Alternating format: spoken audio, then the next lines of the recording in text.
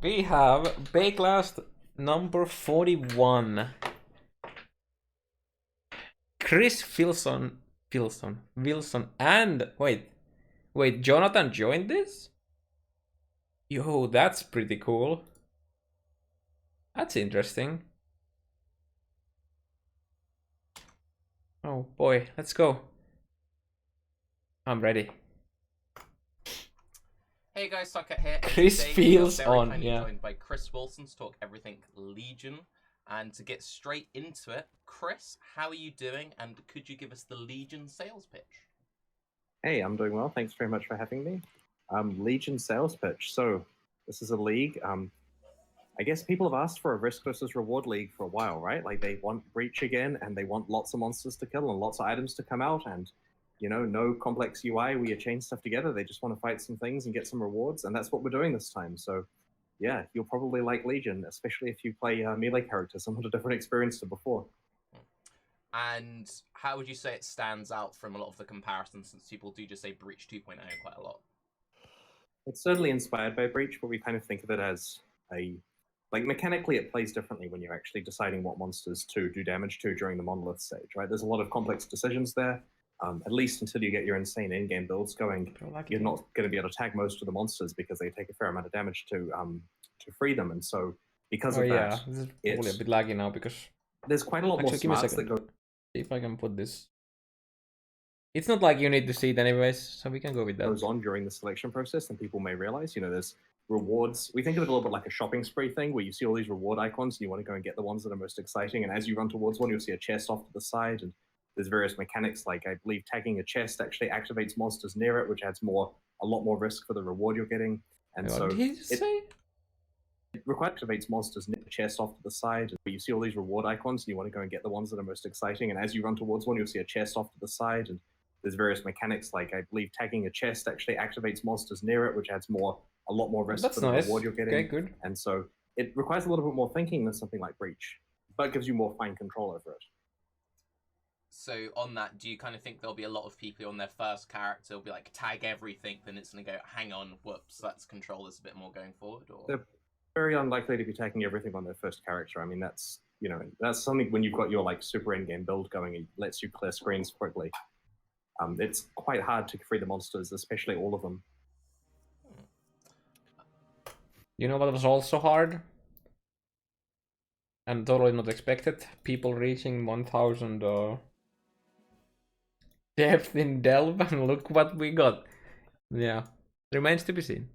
A quick question on that. Is that also when you're leveling? Like, so there's the difference from leveling up and endgame. So do you never get the feeling that you can like tag everything in a good early game setup? We should avoid using the word tag because it isn't just a matter of clicking them. You've got to kill them, right? Like you've got to fight them and deal them damage. So, I mean, to be fair, Chris, you said tag yourself when you were talking about the reward chests that would then add more monsters to it. So you did say tag yourself, but yeah. If you are capable of clearing that many monsters that quickly on a leveling build, then that's awesome, and I want to know what build it is. And it's not intentional, right? Like, we fail if people are easily doing that. And at the moment, part of the balance we're doing is trying this, and we are finding builds that can occasionally do it. We make tweaks. We don't want it so that it's easy to do so. Now, of course, it's one of those things where the community will probably surprise us and come up with a cool build that can do, and that's part of the fun of this. But it's certainly not easy to free all of the monsters. And then on that note, how do you have it so that both slower builds and faster builds, they can both engage with it meaningfully? So in the context of Path of Exile, a slow build is a weaker build, right? I hate the term speed. Yo, wait, what? I don't agree to that. That is... Okay, I'm gonna, I guess, more context. Clear meta and all that kind of stuff. But if you're playing at half the speed of another player, you're getting half as many rewards, you're making half as much progress during the league, and you're basically rewarded less, right? So the game is entirely rigged so that a fast character is being classified as a better character. And so leagues like this... Yeah, that's true to some extent, but there's also these builds. I mean, I guess this is more true to hardcore than it's true to softcore, but if you have a character that can do bosses safely, like end-to-end game bosses safely, you don't have to be fast with that build. Like, you don't need to be fast to kill Shaper a million times, for example. But yeah, and eventually once they change the delve so that the sulfite is shared, which is, I think, is going to be in 3.8, you can literally have a character that literally does nothing else but delve, and you don't need to be fast with it at all. So I mean, for the most part, it's true what he says, but for example, that might not even be true for the combining the emblems. It might be the case for like obtaining the fragments or like the shards, of course. But yeah, aren't abnormal compared to regular gameplay. If I'm playing at a certain speed and getting only 4 maps done per hour, then I can, and I make a character 50% more effective to do 6 maps an hour, then I have earned more rewards, I've made a better character, I'm winning the game more. And the same is true for something like Legion. If you play a more effective character that can free more monsters and get more rewards, you are winning more than someone who doesn't. So we think of a slower build as a weaker build, because that's honestly what it is, right? It's a build that isn't capable of killing at the higher efficiency rate that the good builds can do. And that's just the reality where these games linearly reward you for how effectively you can clear areas, right? If you make yourself twice as fast, you're getting twice as much stuff, you're going to get a lot more cool things in that league. And so I understand it sucks if you're a person who enjoys playing slow, interesting niche builds, but that's a choice you're doing to have more fun, as opposed to like becoming more efficient to make a better character. I think that's fair. I mean, so to just backtrack to clarify, this is like a extremely small niche in a league where people, like, we have like maybe 5% of the player base or whatever the number is. So yeah, for the vast majority, it is the case. Yeah. Back a little bit then. So what aspects of Legion itself would you say you're most excited for from both the player and like the developer point of view? There's quite a lot of cool stuff here. As a developer, I am very excited about the Legion jewels, right? Because the thing that makes me most happy to work on Path of Exile is looking at what cool stuff the community does in terms of builds, right? Like the builds being different every league, crazy things coming out of the community in terms of the cool characters they're making, you know, helping select these for the build of the week videos, all that kind of stuff, right? I want to see people coming up with crazy things. And these jewels are kind of the pinnacle of crazy as far as we're concerned. There's a lot of cool stuff they do. We've only shown like a little bit of the surface of it.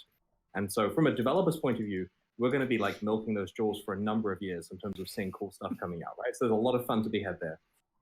So from a player's point of view, I kind of really like the idea from my playtesting so far of finding cool Legion layouts where you get a bunch of rewards clustered together that you can easily tag all of them, and you feel that you haven't added as much risk as the rewards that you've gotten, right? Like you have a fight that you can manage and get a lot of cool stuff, and that feels really good.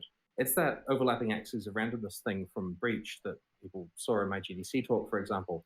There's that strong feeling with Legion where if you're lucky, you just get a really good cluster of monsters where there's a ton of rewards together and, sergeants and other very powerful monsters that drop well. And that feels really good. And of course, occasionally you get bad layouts where you can barely tag stuff. You know, there's a monster stuck on the other side of a wall and that kind of thing. But it feels really good when you have it work well, and I enjoy that. You mentioned the risk versus reward. I feel like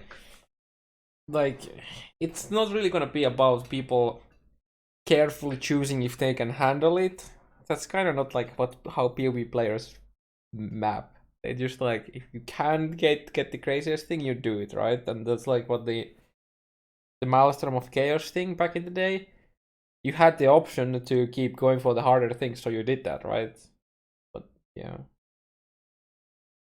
So I'm totally expecting that people are gonna do like it's gonna be just like about tagging as many mobs as possible. But I guess we just need, we need to be really. So like talking about the jewels a bit, since there's like loads of confusion and no one really knows how they work, without spoiling everything, could you kind of give us a bit of an idea of how they sort of work basically? So there's 5 legions, right? 5 different types of armor. I'll tell you guys. You put a jewel into your you kill things. You get this jewel. You put it into your skill tree. It can it'll change some nodes, and then you click on those nodes and you get the benefits from that. I mean, let's see if I can remember them. There's the Val, there's the Maraketh, there's the Eternal Empire, there's the Karuri. Oh, I always forget the fifth one. Anyway, there's 5. Templar? And the Templar, right, that's right, yeah. And each one has a single jewel that you can get. And these jewels differ by what seed they have. And I believe the seed is represented on the jewel as a number in the stat description. So if you understand computer science and so on with random number generation, the way that seeds work is that they basically give you a different outcome each time you run the same formula, but it's deterministic. If you plug the same seed in the same situation, you get the same result. And this is how the jewel can modify your passive tree randomly, but in a consistent way. So if I take the jewel and I put it in a certain socket, something happens. And then if I give the jewel to Jonathan and he puts on his character in the same socket, the same thing happens. So that jewel does that thing, but his jewel that he found does something different. In terms of how you get these, they're end-game rewards from the different legions, right? You want to fight the legions in the hardest content you can, and you hopefully get the rewards. There's a lot of interesting debate about their rarity, right? Because this is something we want to be a high-end reward, but we don't want it to be like so rare that no one gets to play with it. So we're trying to pitch it in a good place where, you know, someone who's on Reddit and engaging with the community, like a top 10% player, can absolutely get these and can absolutely do character builds with them. The intention is if they get through the league and don't have any, then we failed in giving them rewards. But we also don't want them to see hundreds, right? If you get the ability to get a whole stash tab full of these jewels that you get to just put in and out of each socket, that's not necessarily a very fun experience. And so we're being very careful with the way that you get them. And in general, I would recommend just playing harder Legion content as our clue as to how to get the jewels more efficiently. I like that. As far as I'm aware, it's been said that we could divine them to change the seed. Is that correct? Yeah, Mark confirmed It it. sounds like it would be, but I don't know that for a fact. Okay, and then assuming that we could, and just to give an idea of just like how many possibilities there are, let's say Ryze had like seed number 5,000. If I had the same base jewel, how realistic would it be for me to throw like 100 divines and hit it? My understanding is there's thousands of seeds per jewel, so it's hard to hit the same one. That's pretty cool. Having said that, as soon as it's searchable on the trade sites, of course, you can try to find one that's the same as the one that you want. That's quite scary. So talking a little bit about the legions themselves then, how do you differentiate between the legions when playing? Like, do they feel vastly different, or are they just like reskinned? Well, once you've got that character you were talking about earlier that can kill everything without thinking, then they feel the same because they're just bags of damage that doesn't, you know, there's no gameplay at that stage. But when you're actually playing the game properly, they use the different legions have different monsters in them. They have different generals. The monsters use different. There you heard you clear speed junkies. Playing the game properly, playing the game in a way that you don't just like insta-pop everything. See? Huh? Discussion over. Skills. It feels different because there's kind of different flavors of how they're going to attack you, right? Like the Templar guys are going to be Templar, you know, people running around with swords and so on, whereas the you know, the Val are potentially doing more interesting stuff. And so they do intentionally feel different because of the monster variety. But there's also a rarity skew, right? Like as far as I'm aware, the Maraketh are one of the rarer ones. So because of this, if you have one of the rare ones showing up in one of your monolith encounters while you're mapping, you totally want to get as many of those monsters freed as possible to increase the chances of the really valuable splinters as opposed to the comparatively less valuable splinters. Would that mean then that there might be some more powerful jewels or more powerful loot in general locked behind the Maraketh as opposed to the Templar, or are they just more valuable by their scarcity and other people maybe wanting their things? There are two aspects to it. The first one is, of course, they have a different general and different rewards. I've managed to keep myself innocent of knowing what the actual rewards are, so I can't answer that question, but I expect that there's better rewards along the better ones. But the other aspect to it is this. The best rewards come from the 5 army endgame map, right? Like, you can sit there doing 2 emblem maps repeatedly, and that's cool and everything, and you get some fun stuff. But 3 is better, 4 is much better, and 5 is amazing, right? You want to be doing 5. And 5 requires the rarest one, right? You can spam like 2 common ones repeatedly if you want to as a cheap way. I am getting PTSD from Breach League where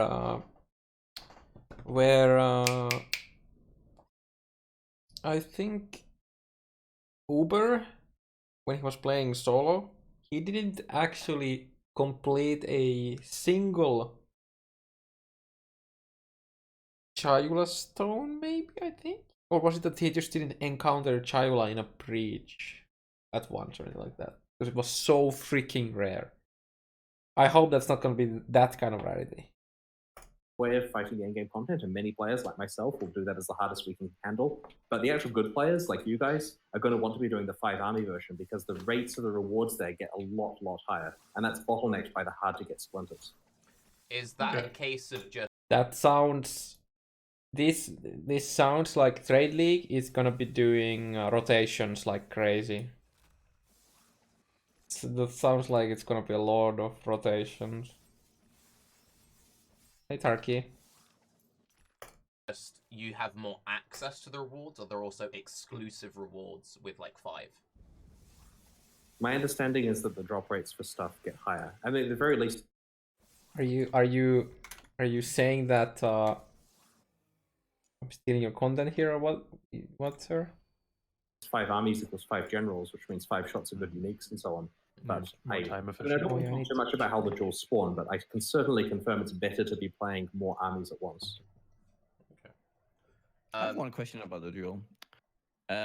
So, have you intended them to be more like Watcher's Eyes, where they're always just random, or would there be a lower access one? I guess there's the Uber Elder and the normal one, which is the 2 and the 3 stat. Do you have something similar for this, where you have a higher quality duel and a lower quality duel for the, for the more casuals to obtain?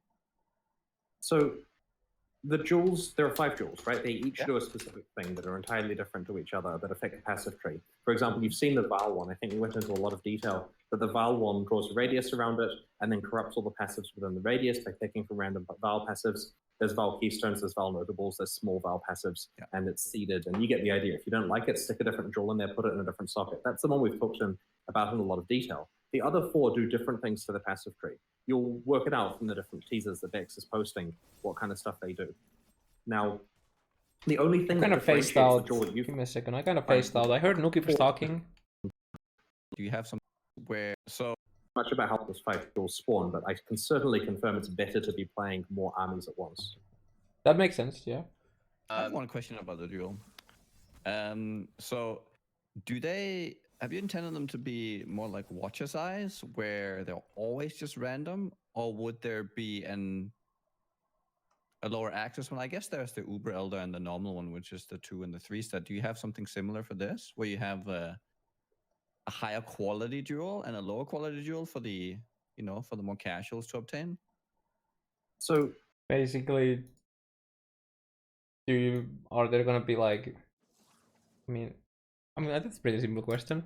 I think the jewels, there are 5 jewels, right? They each do a specific thing that are entirely different to each other that affect the passive tree. For example, you've seen the Val one. I think we went into a lot of detail that the Val one draws a radius around it and then corrupts all the passives within the radius by picking from random Val passives. There's Val Keystones, there's Val Notables, there's small Val passives, and it's seeded. And you get the idea. If you don't like it, stick a different jewel in there, put it in a different socket. That's the one we've talked about in a lot of detail. The other 4 do different things to the passive tree. You'll work it out from the different teasers that Dex is posting, what kind of stuff they do.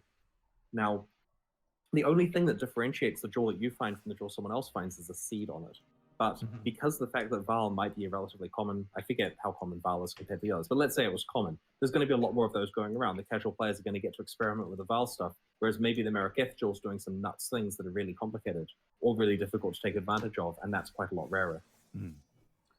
I think he answered it getting nicely. back to actually fighting the Legion, so you said earlier that like a good build deserves to be rewarded by tagging more enemies, killing more enemies, but is there any kind of protection for like small or contained maps on how the enemies will actually spawn in? So you're talking about the problems that would happen with enemies spawning in on indoors areas where there's like quite a lot sewer of map, terrain. for example. Yeah. So this is interesting. I actually made some notes on this when I talked to the team about it. Let me just bring those up. Right. So the point that they raised here is if you're in a map where there are fewer areas for the monsters to spawn, then you're probably getting less XP per hour. The drawback of playing the indoors area is you're getting just less pure monsters to fight here. But the advantage is it concentrates the rewards much more densely together, to the point where many of our POE team are preferring the indoors encounters because it stacks up a pile of monsters very close together and there's less traveling around. And so you kind of have a compromise here where the reward per time is slightly higher in the indoors ones, but the experience... So basically, I think what that means from the context of like in the context of playing Troll Self-Found is you want to do high like you have gonna do maps where there's more room for shit to spawn, even if that takes you longer, especially when you're building your map pool and trying to. When your shape, let's say whatever the 14 or 15 you shape should be a map where you can get more monsters, assuming there would be any kind of issues with map sustain. But yeah. Experience per time is higher in the outdoors ones, where stuff is spread around, but it's entirely possible for you to But it was you live. just tag a It bunch was of trash, live. basically. And the Couple hours reason why ago. this is the case is because the spawning equation we use for how to choose the things, like places down the generals and places down rewards and places down chests and so on, in a specific way that happens to cause clustering when there's a lot of size constraints. So anyway, the guys strongly believe this is the case, and that's good, because it would suck if the indoors ones were just worse. I guess one of the other advantages of that is, for example, if you're like the tornado shot chain build, you could do open maps. But if you're a cleave build, you could do the indoor maps, and you can still engage with the mechanic either way, sort of thing. Yes, I do like the idea of tailoring your gameplay to what build you've chosen to play. Okay. And then another big question on that is, we've seen in the trailers that the armies fight each other. Do they do like meaningful damage? If I was slow, for example, No, would they're the, not gonna like, do steal meaningful my damage. kills, or... So that's a good question. So they thematically fight each other, right? If you're not there on the screen, the monsters will hit each other. And if you are, then they'll fight you instead because you're the interloper. The problem is this actually wrecks client and server performance. And so the team wanted me to make a specific point that we're toning that down or removing the fighting of monsters because performance is key to us here. We do, well, it's cool that they do, right? Like it's an awesome thing to see. But if that's going to cause performance problems, that's going fast. So we're hoping we can achieve some degree of thematic fighting, but as soon as it's causing issues for players, then it's not going to happen. Okay. It's interesting because you know, we have the Wait, that has enemy performance enemy issues? combat already in a few zones in the story, but I guess it's Interesting. just that it's I mean, yeah, I guess rather obviously. limited and there's not that much going on. You know, like it's maybe Yeah, a I single guess. screen in the harbor bridge or something. Yes, they have to calculate shit off There's a screen lot and of shit like that. monsters here in Legion. Huh. There's a lot. It's causing some problems, right? Like there's a lot of work going into making that possible. You may not have the answer to this, but I'm curious. Yeah, yeah, makes sense. Well, first off, this is an easy one. You probably have the answer to. Since you said you have to kill your way through the, I don't know what to call it, like the shell or something that's holding them in place. You don't just tag it. You actually have to damage the thing down. Does that mean that that would then count as like a monster effectively and be affected by map mods? So like if you're in a res map or a fizz reduction map or more monster life map, it's more difficult to free them? You know, I'm not exactly sure. I would expect that the more monster life stuff does contribute, but I'd have to confirm that. It's worth noting that this stuff here doesn't trigger on kill effects. Or, well, it triggers on kill effects, but not corpse effects, for example. Like if you're using... No, say, you can boom boom them? It's technically not a corpse that can explode when you free them. It's just that the monster is defeated. Goodbye, VD. Epo. And all of those builds. Goodbye, DD builds. Oh. Wonder what's it gonna mean for ED and Contagion. As such. And so, as I think I mentioned in an FAQ, we're trying very hard to get as many on-kill things to work correctly, but there are some things that implicitly won't work here. I think the main one which will make or break it will be Essence Drain Contagion will either be the best or the worst build if it works. Yeah, I forget what the answer was on that one. I think it was a yes, but don't hold me to it. Okay.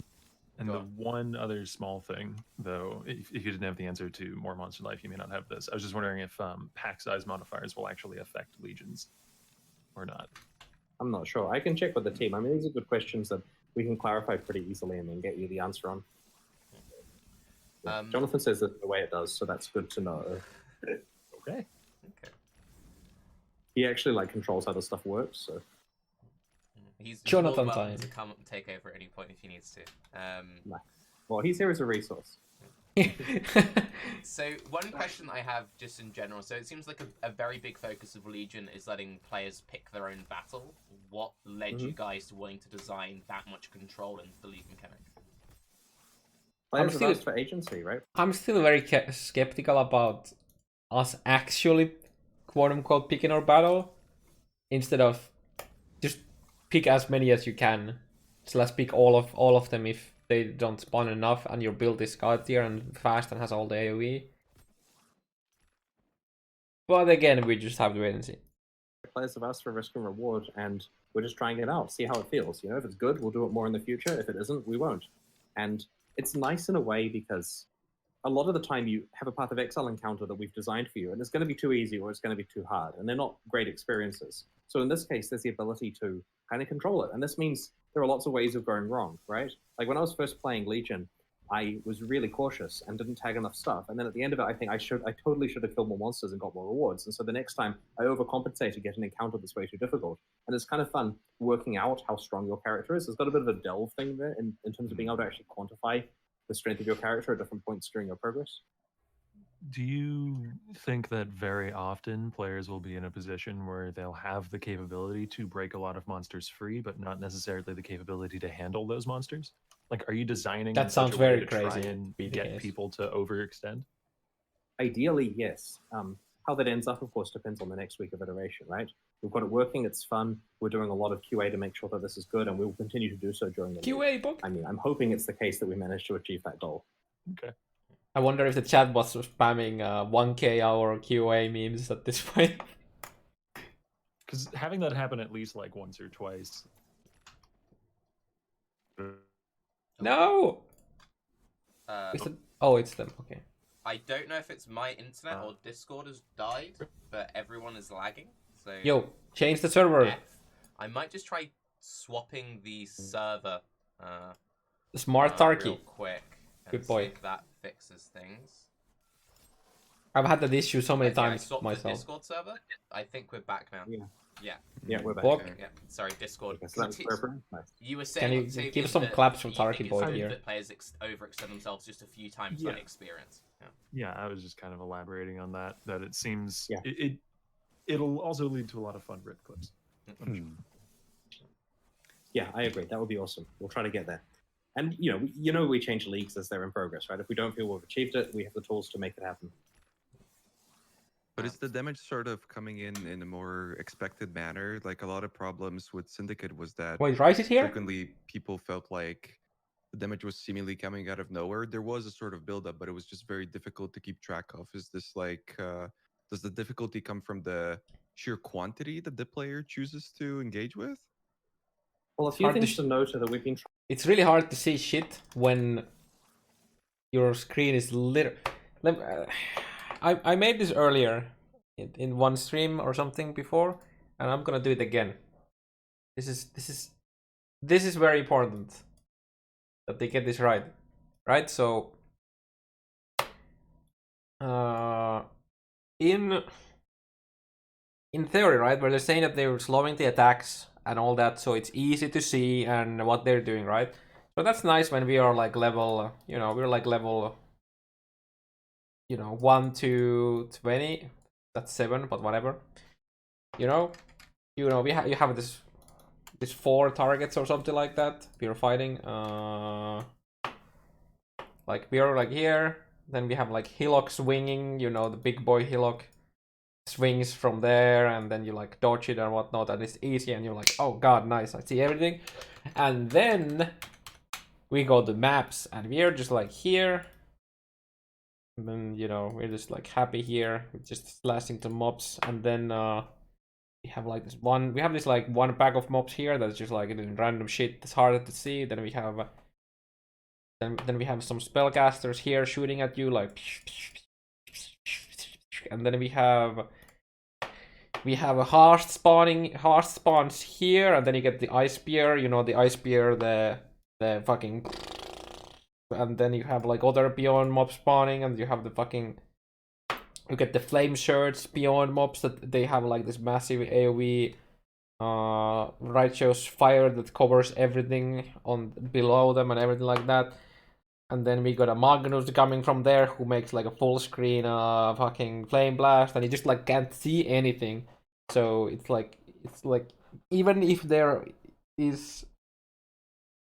Even if all them have like, oh yeah, this is just a single player right now, but like even if there's like individually all of the monsters are easy to see and dodge and whatnot, then you add up all the fucking animations and cluster and particle effects and shit like that, you just don't see anything. So it's kind of just like you kind of throw it out of the window at some point. So yeah. Trying a lot better with damage signaling now that we have the tools for players to get out of the way, right? Like with the new melee stuff, we're trying very hard to make sure that there is damage signaling. The other thing to be aware of is that melee's a bit of a mess in terms of, sorry, the Legion stuff's a bit of a mess in terms of the monsters on the screen. Trying very hard to make sure that there is damage signaling. Did you just The other thing to be aware of is that melee's a bit of a mess in terms of damage signaling. The other thing to be aware of is that melee's a bit of a mess in terms of, sorry, the Legion stuff's a bit of a mess in terms of the monsters on the screen. There are a lot, right? Like there's monsters everywhere. This is a clutter league. I want to stress, there's a lot of monsters. And so you really have to kind of manage the crowd control well. You know, think of it like the cow level. There's a bunch of stuff happening. You want to make sure that you're not caught off guard. Okay. Is it more so the monster design itself? Is it, since you're talking about the abilities that they have and how they can signal? Are they designed more to be? Will you encounter stuff like betrayal style monsters, or are they more like the classic POE style? I will be able to freeze them, for instance, like all of them. I think so. Okay. Just to backtrack a little bit, you kind of touched on this with some legions being rarer than others. Are any of the legions going to be map only, or are they accessible from level 1? They certainly kick in at higher levels, but I'm not sure if that means map only. Okay. So yeah, level 1 has a limited amount, and it gets higher as you play through the game, but I'm not sure what the level cutoffs are. Okay. And then just to extend from that, is there anything that will promote people doing higher level content so we don't see a repeat of like quarry farming or something? Yeah, it's certainly better to play higher level content. We have a few mechanisms we're using to achieve this. We do have gating behind a few of the types of rewards, of course. You do want to get higher eye level stuff. You know, like especially with incubators, there's a lot of work going on at the moment in terms of making sure that you don't just get early game incubators and get great results from them for high level characters. You know, we're making sure this is handled properly. There's also a bit of effort that's going into making sure that the it's an interesting thing that I don't think. I wonder how. Like I definitely like. I certainly didn't think about. Is the item level of the incubator that it matters for whatever you get? That's interesting. Never even thought about that before.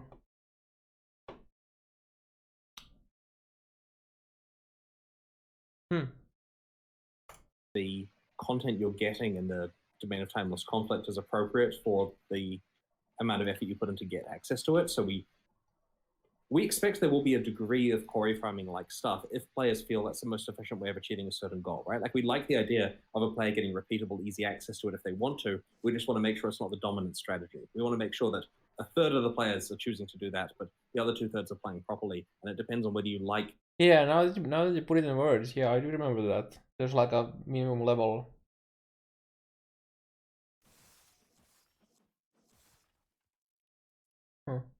Does that mean that we could potentially farm like Tabulas then, or something like that? Like making like a super low level speed farmer for incubators, and then you just toss those incubators for the high level dude. Something like that. I don't know.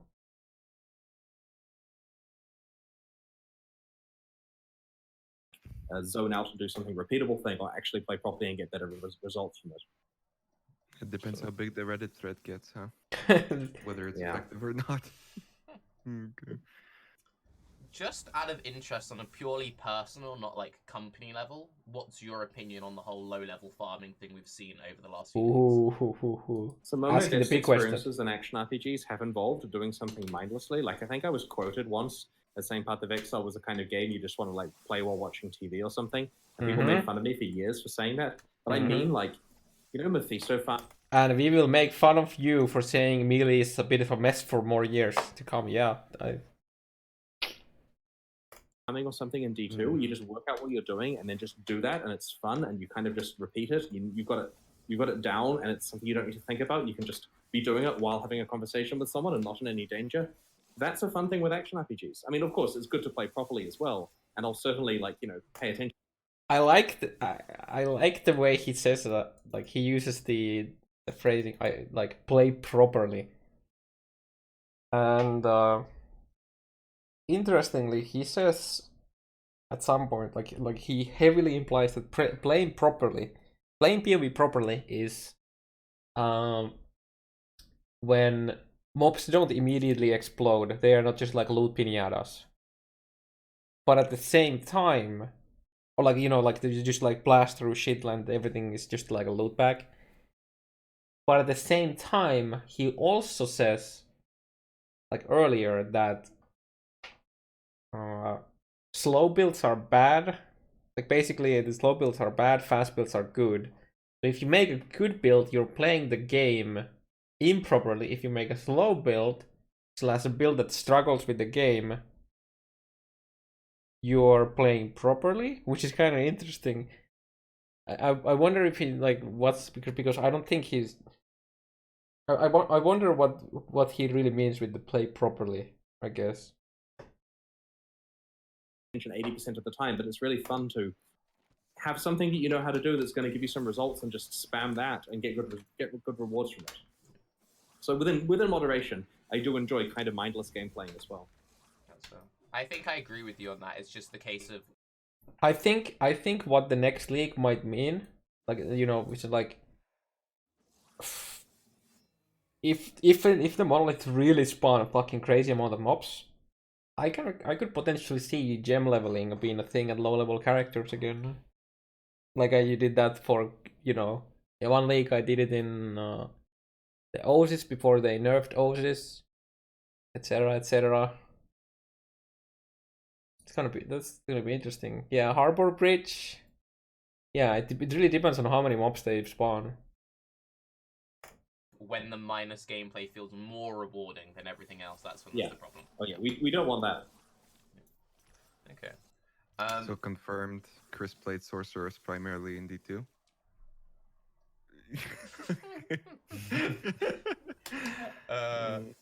So It's more like a whirlwind bard to me. on the level of the going back to the bosses briefly, so we know that we can increase the difficulty by putting more in at once. Is there any like Uber versions, or is it just put in 5 at once? There is no explicit Uber version at this stage. It's just a matter of putting in higher emblems, but it's a lot harder to get the rarer emblems, and of course the difficulty goes up a lot.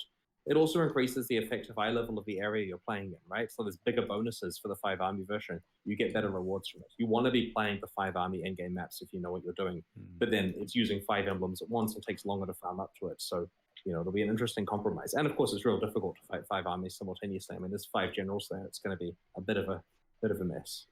And like, how large are these zones that you're going to with 5 armies? Like, if we throw in 5 emblems, can we expect to have 5 generals, as you say, on top of us immediately when we port in, or will we be like running around the zone taking them on 1 or 2 at a time?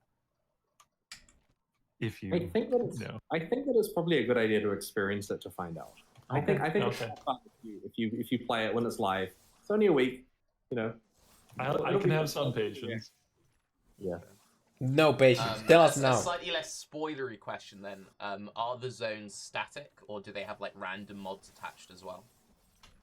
We're not using random mods on the areas. So Domain of Timeless Conflict is the same, you know, in terms of the amount of mods affecting it. Of course, you know, the more emblems you put in, the better it is, right? You know, that's going to make it certainly a lot more valuable.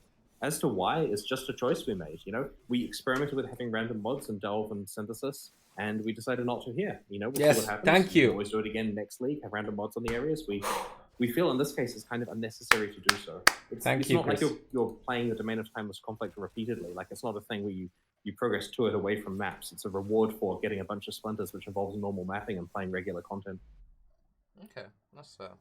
Were you happy with the outcome? I would always rather have them bump up the difficulty of the base fight than make like a massive randomness for the fight where if you get good mods, it's like, you know, it's just like you do it eyes closed with a bit like, you know, build that doesn't even have life on their gear slots, and then when you get the bad mods, nothing can do it.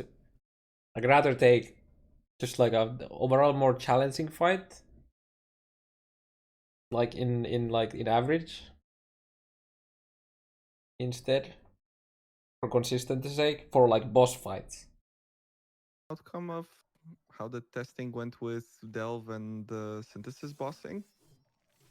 We added the random mods because we felt it was necessary during them. I mean, with Delve, I thought that worked quite well. With Synthesis, of course, we all have small regrets about that league, many things we weren't able to fix in time before release. But, you know, I'm not unhappy with the decision to add the random mods there. Not to attack the decision, as I actually kind of agree with you that in Delve I think it's it fits it pretty well. But I'm just curious as to what you see as the advantages of the random mod system. Is it to add sort of a level of variety, you know, in Uber version in a place where you can't really do that usually? The reason why you want random mods on areas is so that it feels different the second time. By not having them on the domain timeless conflict, we run the risk that if there are so many of these, I don't think people in general want to feel that 1 in a million owl fight to feel completely different the second time you find it.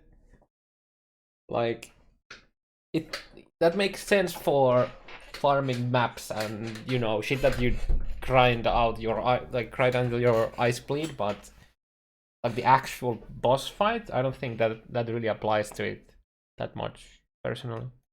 that you're playing like 300 of them, it'll get boring. Now we don't think that's the case because it's a complete crazy. I can bet money right now that some after Chris said that, you know, you do the 300 times, because I feel like Chris is kind of talking about a different thing from what Octavian brought up to some extent. At least one person memed about 300 owls after that comment, right? There's no way, there's no way anyone didn't say that.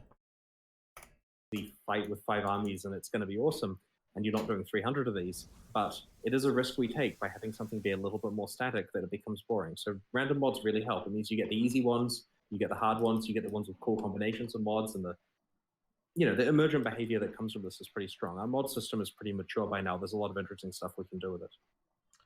A question that isn't. I think there was a Reddit comment from Chris where he was talking zones in Delve, not so much boss fights.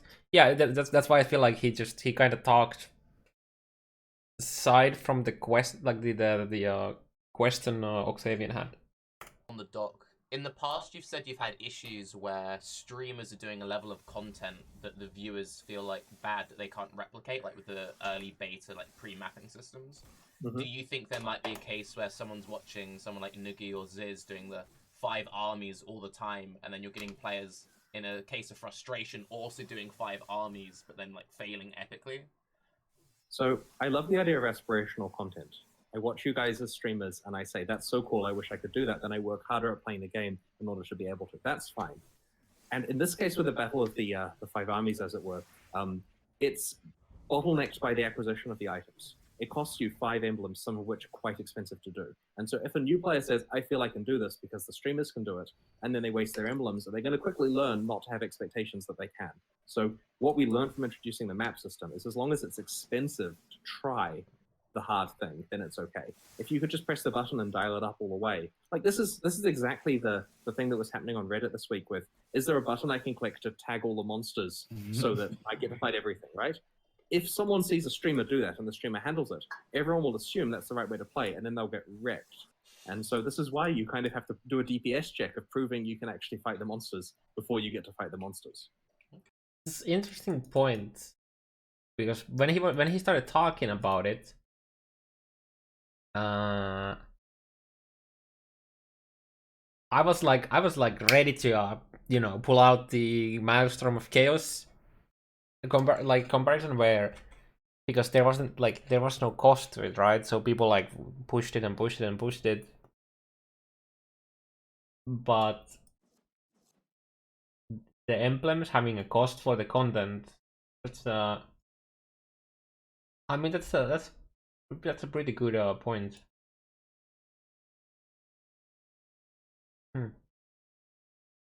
But yeah, the whole thing about the instant click thing is kind of just stems of the worry that the leak mechanic might feel incredibly slow based on the footage that we had seen at that time. So like if there is so many monsters that it's like literally almost impossible to even attack them, like when I say attack, I mean like actually do enough damage to them so that they get off.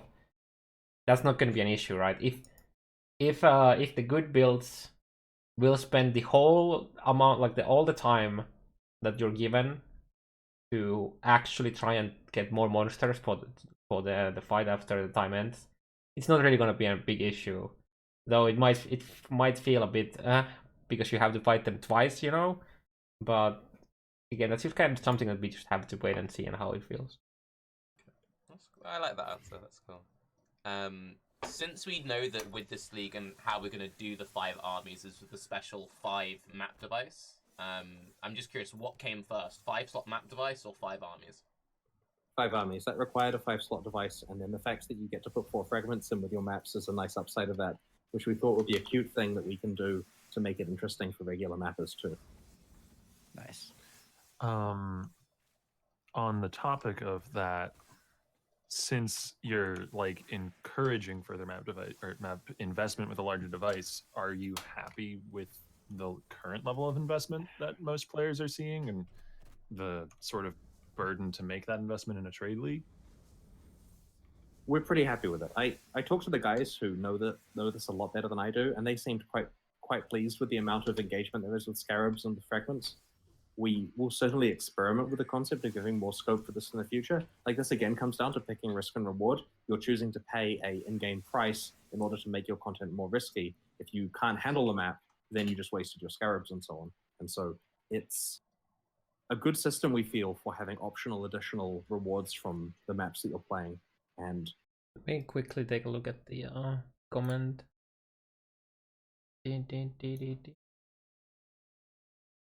That you provided.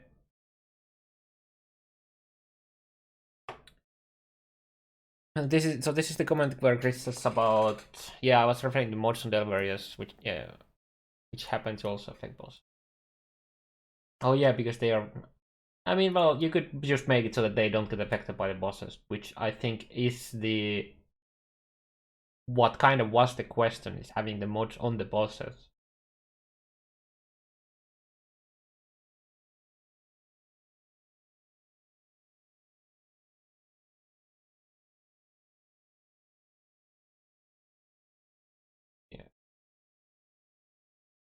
Yeah. I suspect that there's a more complicated, longer version of the answer about what things the team is unhappy with players doing, but they didn't represent that to me to talk about, so I just have a positive impression of it. Just a really tiny throwaway point. I have a friend who constantly farms Shaper, and he says you have to mention that when you have the 5-slot device, please make sure they still go in the right order, so you're not having to manually swap them around. I just thought I'd throw it. I'm sure that'll come up in QA. Okay. I just did that to win brownie points. So getting into the whole like incubator side of things that you briefly touched on it. So as far as I'm aware, you came up with incubators yourself. If so, what kind of sparked the idea and what were you like trying to solve? Well, I've wanted to do incubation items for a very, very, very long time. Like, it's been in the design doc for like since 2008 or something. 2008? The intention is that we do incubation items, and so we're having a frustrating conversation where we had to work out, okay, what is the reward that this will be a little bit of backstory as to how we do this kind of thing. So what is the reward going to be in terms of crafting stuff from, just general like new things that you get from Legion? Because obviously in Synthesis we have quite a lot of new mechanics, in Delve we have the fossils and so on and so on. There's usually some kind of thing that gives you access to a new type of item. And we don't have to go totally strong on this every league, especially if we're like revamping Melee or something, or making a sequel. Didn't join it from Pokemon Go, but we needed something to talk. But they joined it from like old Pokemon games where you do exactly that. You carry the egg and you hatch it. About. So we started off by saying, let's do currency items, lots of them. So we came up with a bunch of brainstorming. We came up with wacky currency items, and the list got whittled down to 0. Because at the moment, none of those were compelling enough for us to actually go all in on doing it, right? We have really cool ideas that we'll probably use in the future, but the idea of coming up with crazy currency items themed around all the different legions that are good for all types of players just gave us a bunch of currency we can use later that aren't legion themed. So then we thought, what next? And our next idea, and I'm throwing these out there because these aren't things we're doing at the moment, our next idea was itemized weapon enchants, because now enchantments are a separate slot. And people complain about the fact that the ones from the Labyrinth aren't tradable. We thought, let's do weapon ones, let's make them itemized so they're tradable, and let's have some cool stuff there. And so we thought about this for a while, and again, we came up with some cool ideas, which we may use for weapon enchants, whether they're itemized or not in the future. But yeah, that's true. And there's problems there, like a 200 item. needs to have like potentially 2 weapon enchants on it or stronger weapon enchants. And so we came up with a bunch of roadblocks. And this is the point where we're getting, late enough in the dev cycle that we want something straightforward, right? And so we were frustrated and we kept having meetings and days are going by and we're not thinking of something. And I'm just like, guys, let's just do incubation. You slap this currency item on, you get an item out in 300 kills or 1,000 kills. And there was a pause. And everyone's like, okay, that's awesome. And then it went through a few versions. We tried versions where it specifically tells you exactly what you're incubating. Like you right click on the thing that says you're going to get a unique armor. You click on your boots and it says you're going to get Calm's Heart. And you're like, okay, that's amazing. I'm getting Calm's Heart. And that feels good. But every other item you're getting in terms of an armor that isn't something valuable feels really bad to have to grind out. And so we had a version where you stick it on the item and it gives you like a div card every 1,000 kills without needing to be refreshed. And that's like you choosing your farming mode, for example. And we eventually stopped doing that one for various reasons. And so the version that you see here, where the incubators are used once each, and they give you a broad category of thing where it's rolled at the end, basically delaying a guaranteed drop, is the version that we feel fits Path of Exile best at the moment.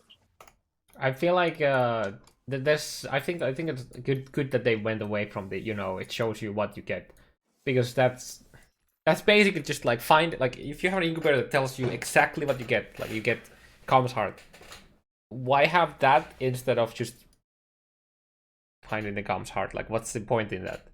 It's just you're not gonna, that you will eventually get a Calm's Heart. It's like, it's kind of like the error, and that would be like extremely rare because if it's specific to that one item, so that's kind of, so slash people wouldn't just use them. So that's a good thing. I wonder what other things there were, why they axed that idea. Okay.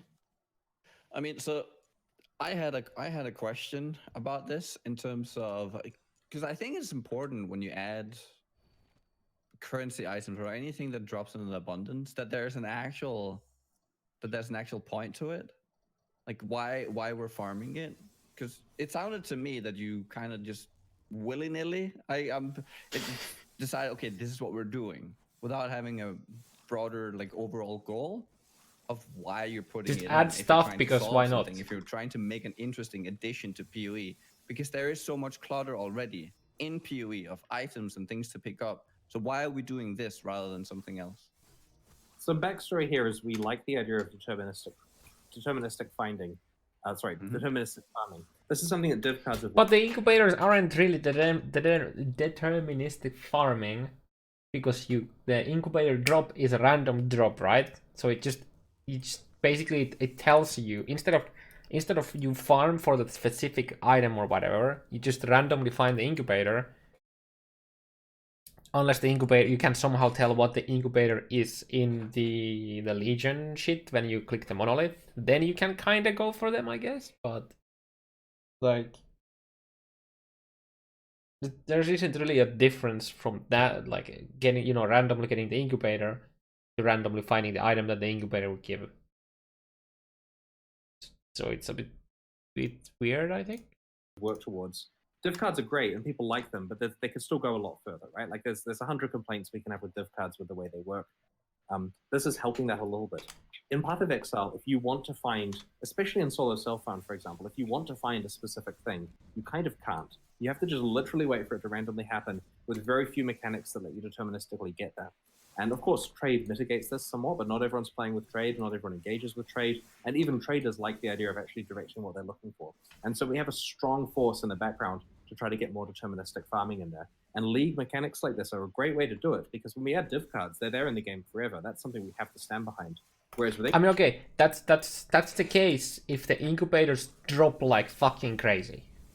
In that case, and that they are like actually common. But the issue that they can't make them too common, because then that's gonna be like insane for the, like they can't make like a Calm's incubator like super common, for example. But there's no deterministic, if there's no deterministic way to obtain that incubator, it's pretty much just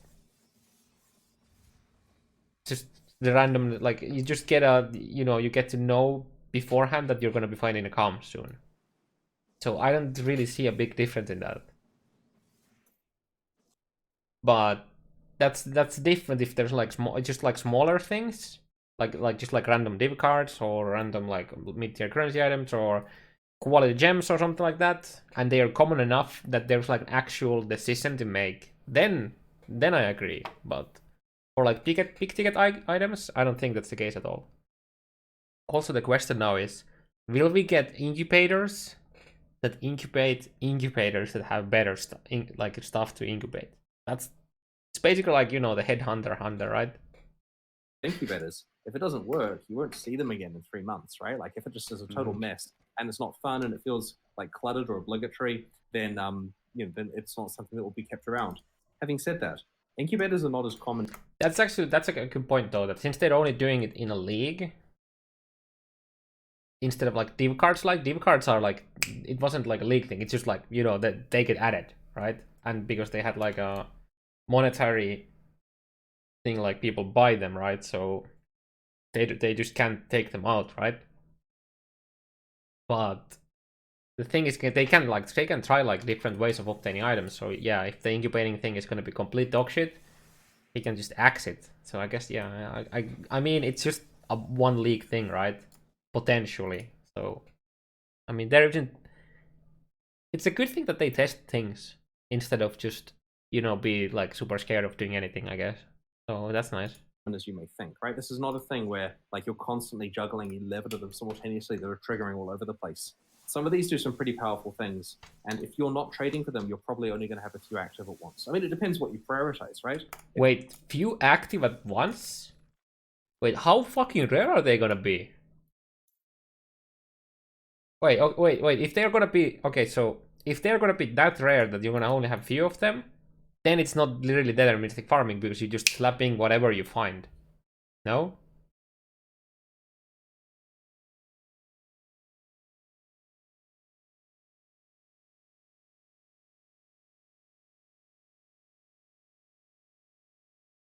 As soon as you do a Legion encounter, you run to find incubators, you ignore the other rewards, and you're going for incubators, or all the currency you get, you trade for incubators. Those people are going to have a bunch of incubators. But a regular player choosing risk and reward properly and going for the valuable items, which aren't necessarily the incubators, depending on what you see in the encounter, those players may only have a few active at once. And so the thing that causes them to have actual decisions to make here is pretty much what they're trading for. And whether they're even wanting to go for incubators versus other types of items. So we feel there are still a lot of decisions that people can make, but it isn't the case that your inventory has 50 of them and you have to like constantly juggle them back onto your items all the time. It kind of worries me from someone who, if you want to play Trade League and you've ever tried to trade for, say, They mean less than complete randomness, not deterministic drops. No, but the difference between finding comes hard now and finding an incubator that tells you that you're gonna get a comes hard. I mean, in this case, it's gonna be random unique, I guess. So that I feel like it's not deterministic farming when there isn't a decision to make in that. But I guess the decision is in the monolith, the monolith encounter where you have to choose. Do I go for the mobs giving incubators, or do I go for like other shit? But we don't know enough of that, so it's just like we just don't have the context on all of this, so it's hard to say. Like, yeah. But from like just looking at the incubator itself, the incubators themselves to me don't seem that deterministic, especially if there's only few of them that we're using. The essences in an abundance, this becomes a problem. And if you want to play SSF, if you want to deterministically, I think they shouldn't do anything specific for SSF. If a feature that they start, like they decide to do something because of SSF, they shouldn't do it. Like a good example of shit that people say that they should do for SSF is the lab trials, like the map lab trials. But I think, like I think that's a good change, like so that when you find like it would like prioritize the ones that you don't have yet. But that's not a solo self-fund specific change. That's a change for people who don't want to use like global or trade chats to obtain them. So that's not a solo self-fund specific thing. That's more about just making the game overall better, I think. We farm for something, this becomes a problem. Because if they aren't really dropping that much, you're pretty Yeah, much they not already really did. Yeah, that's true. deterministically farming anything. You're just saying that thing looks cool and powerful. I'm just gonna slap that on. I'm never gonna be fully slotted anyways. So why didn't it just drop in the first place? Okay, that's pretty much almost like word to word the thing that I said earlier, right? Because we're not choosing between the incubators. There really isn't like a choice to make, right? But then again, it might be the case about choosing between getting the incubators from the monolith thing versus getting something else. So yeah, it's just like we might be missing context.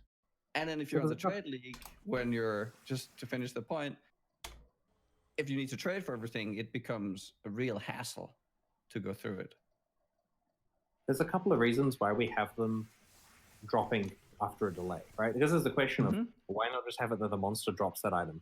And part of it is because we can actually give a lot better rewards if the player has to go and kill a bunch of things and jump through some hoops. And there's a few levels of randomness here, right? You see that a monster has an incubator, you don't know what type it is. You kill it, you find out what type it is. You then have to choose whether you're using it now or trading it later or whatever, and then you get a random result upon it being actually dropped at the end. And these categories are often more interesting than just you're getting a unique, right? Like, I mean, sure, everyone wants uniques, but there's some interesting stuff here which is going to cause people to actually, what's the best way to describe this? I think that it'll be quite exciting to both get an incubator and look at what possibilities could occur and then farm towards it and then get a result out the other end. Because even if the result isn't something that you can necessarily use in your character, it's still something that's useful for you to have for trade. And you can pessimistically look at it and say, why not drop the item at the beginning? But we're not really interested in having it so that these monsters drop a guaranteed unique every time you kill them. But the idea of making you work for a unique is something we can totally get behind. So it lets us give you more powerful results. Okay, the way he phrased that whole thing makes me believe that they have like there's gonna be like the decision is about getting the incubator or something else, not the difference between what incubator you use. So that makes sense if that's the case. I like the comparison to div cards, actually, in more than one way. Why are you killing a mob to get loot then instead of just putting the loot in the ground from the start? Would be the same argument. No, that's not. You have to actually kill the monster to get the loot. There's a risk of dying. You don't have the loot on the ground. But here, you're killing a monster to get a unique. You're killing a monster that, I mean, I guess you could argue that you're killing a monster that then gives you an item that now requires you to take another risk and go kill 5,000 monsters more. But that's not really gonna be a risk unless those whatever thousands monsters you need to kill are like in some really fucking high level areas. That, like I said, let's say if the incubators don't require you to go like run level 80 plus areas, that's not really a risk. It's just a delayed loot drop. Because with div cards, essentially you're being told if you go to this place and kill enough monsters, you have a pretty good chance eventually of getting a tabula or something. Whereas with an incubator now, you get the incubator and you have a guaranteed tabula if you go and kill enough monsters in this place or whatever place. So it's sort of like a div card set that has a hard limit on how many monsters you actually have to kill before it ends up being turned in. The decision to attach the incubator or selling it. But we're looking at this from a gameplay point of view now, not economy point of view, I feel like. Because a lot of people play the game and do extremely minimal amount of trading. That's not talking about solo self-fund, but in general, most people don't really trade much. So, I mean, that's definitely a decision to make, yeah. But in that way, it's just like then you could just argue that deterministic farming is running low tier maps to get chaos to buy your item, but that's not really what deterministic farming is when Chris ever mentions it. That's more about killing monsters plus doing something that gets you towards that one specific item. Like, for example, divination cards is a good example of that. That's what it seems like to me, at least. But it's not as deterministic, you're saying. Right. It's You may also find the map drop system definitely feels balanced around trading. there may also be a level It of definitely use that isn't. people can work You out, can right? you don't Like, it need to may trade be- for maps This at all. depends how it ends up in terms of the rules here, because we are trying to stop abuse. But it may be that you actually want a tabula, and so, oh, how many unique armors are there at level 1, right? You know, maybe there's things you can do. Now we're trying to stop Yeah, thanks for the gifted sub. that. We want it so that others we are 14. level. You It's may also more- find Go ahead. there may also be a level of use that people can work out, right? Like, it may be, this depends how it ends up in terms of the rules here, because we are trying to stop abuse. But it may be that you actually want a tabula, and so, oh, how many unique armors are there at level 1, right? You know, Wait, did I skip too much? maybe there's things you can do. Now, It's a problem. Because if they aren't Oh no, hit me already that.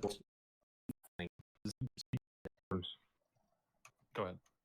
there may also be a level of use, A guaranteed tabula if you go and Wait, I didn't hear that. and you can pessimistically look at it and say, why not drop the item at the beginning? But we're not really interested in having it so that these monsters drop a guaranteed unique every time you kill them. But the idea of making you work for a unique is something we can totally get behind. So it lets us get more powerful results. I like the comparison to div cards, actually, in more than one way, because with div cards, essentially, you're being told if you go to this place and kill enough monsters, you have a pretty good chance eventually of getting a tabula or something. Whereas with an incubator now, you get the incubator and you have a guaranteed tabula if you go and kill enough monsters in this place or whatever place. So it's sort of like a div card set that has a hard limit on how many monsters you actually have to kill before it ends up being turned in. That's what it seems like to me, at least. But it's not as deterministic, you're saying. Right. It's You may also find Go ahead. there may also be a level of use that people can work out, right? Like, it may be, this depends how it ends up in terms of the rules here, because we are trying to stop abuse. But it may be that you actually want a tabula, and so, oh, how many unique armors are there at level 1, right? You know, maybe there's things you can do. Now we're trying to stop that. We want it so that people aren't going and slapping the stuff on level 1 characters and just farming tabulas all day, because that's not really playing the game. But you never know with this, right? Like, do you remember with Ancient Orbs making the spider? Oh, that's literally flipped around from what I said. When I said like that the low level incubator, like the level of the incubator would choose, like you would be the base for it. So you would get like low level incubators and give them to a high level character because you know it can farm faster, and it would drop based on the item level of the incubator itself. But what he says is kind of the other way. So you would farm incubators, and then you give them the low level character, and it would be based on the character level or something like that. Okay, yeah. It's good. While I think those kind of things are cool, it's good that they are The shield you know, and stuff, like Osadea or whatever. thinking You know, about there's those. this kind of thing, which is part of the game, right? That's the right way to play. We don't look at that and think, you know, we screwed up. We look at that and think, these guys are smart. That's awesome. That's really cool. What more uniques can we add to shields to make that not possible? You know, so we suspect that with incubators, there's going to be a bit of finessing that the advanced players can do. So if on a game that is all the mystic farming is Warframe, everything is tied to specific loophole and freedom. The thing is, Chris himself says that he wants there to be more deterministic farming. That's not us players saying we want it, that's Chris himself saying it, and we are arguing that that's not deterministic farming. That's the difference here. I absolutely love that there's most of the shit is completely random in PoE. But then we have like the specific boss loot, so that is the obviously deterministic. You work towards the boss to get the loot, and then we have the div cards. I guess one of the nice things about it, so correct me if I'm wrong, when you start the Legion, you'll see that like incubator icon above a mob, and you're like, oh, he can drop the incubator. it means that even if you don't know what you're doing, it's kind of like seeing he's going to drop a Void div card. And like the Void isn't always the best div card, but it's a fun div card, so people always get excited when it drops. So I'm guessing even if incubators do end up being slightly underwhelming, that chance it could be amazing will always make it fun. Yeah, well, I'm all over incubators, right? Like very happy with how they've turned out. Look, I understand that pessimistically you can say it's just a delayed drop of a random thing, and we get random things for fighting monsters. So what's the point? And if we don't have enough of them, then where are the decisions? You can say that, but I think you'll still enjoy it, and it's not the crux of this league, right? There is a lot more stuff like the Legion jewels. Yeah, I think people. Okay, so now there's a difference again in enjoying it and acknowledging that it's not necessarily deterministic farming, especially if you compare it to something like div cards. Like I don't doubt that people are gonna enjoy it, but people also enjoy finding random GG uniques, right? It's just slightly different way of getting it. And I mean, I guess it's nice that you know that soon, like you know, next map I'm gonna get a unique item, or next map I'm gonna get whatever other incubator stuff we have. So I guess in that way, it's kind of cool that you know that you're guaranteed to get something soon. So in that sense, it's definitely cool. Yeah. People will enjoy incubators. Maybe people who don't want to enjoy them won't enjoy them, but we'll see. Go ahead. So my thing about it is because I don't want to come out as pessimistic on this, because this is something that really excites me. So I would really hate to see it not being as cool and powerful, or as a tool that I would want. So I don't get the feeling that I can. Yeah, it's like we're I feel it's like whenever somebody says something that isn't full on positive mode, you know, yes, this is fucking amazing, let's go. That we somehow hate it, or hate, like, you know, like I'm pretty sure everyone who streams POE, I mean, just from self-interest point of view, wants the game to be the best, right? So that there's more people playing it, and therefore more people watching your streams, and yada yada yada. So like, people are concerned because they want the game to succeed. Farm like the smaller currencies. So just a small suggestion is there any way we could maybe, for an SSF purpose, trade them in and convert them to maybe some lesser powerful ones that we could always just use, so you don't feel like you're. Man, I really want to give shit Nuki for mentioning the solo self farm, because whenever he says solo self farm, that triggers that you know, that thing on a lot of people, that, you know, nothing should be balanced around solo self farm. So I think you should try to avoid saying that, even if that's what you know, what's the, you know, the idea behind your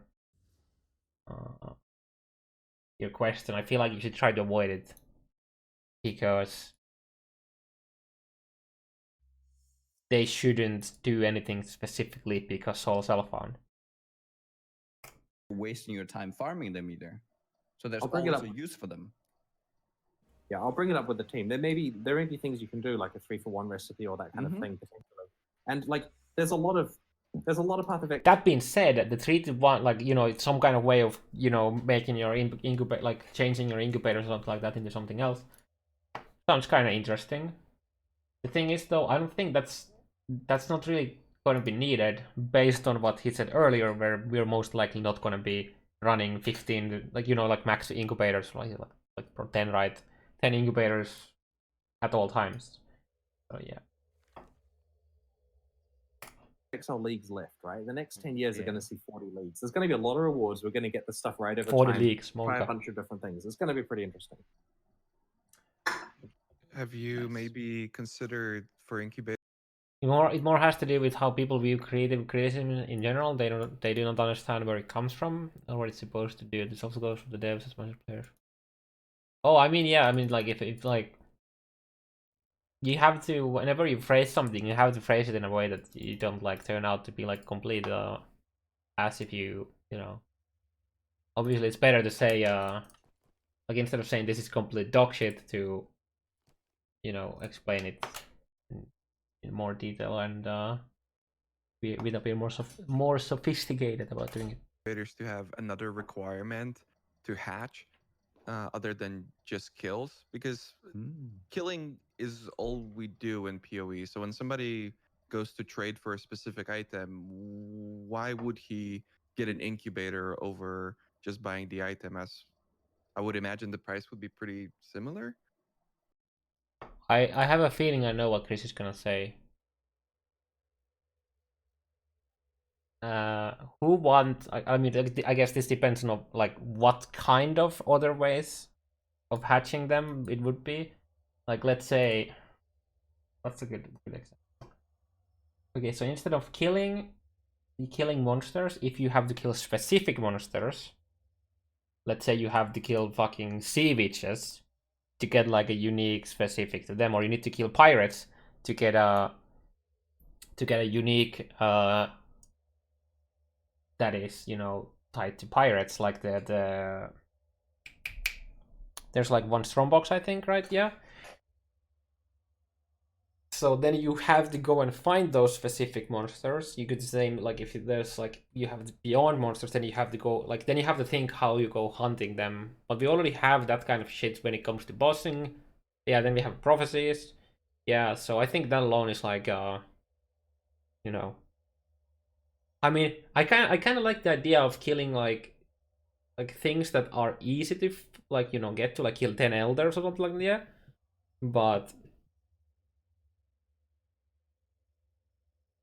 I think just killing mobs in general is probably the best way to go about it in PoE.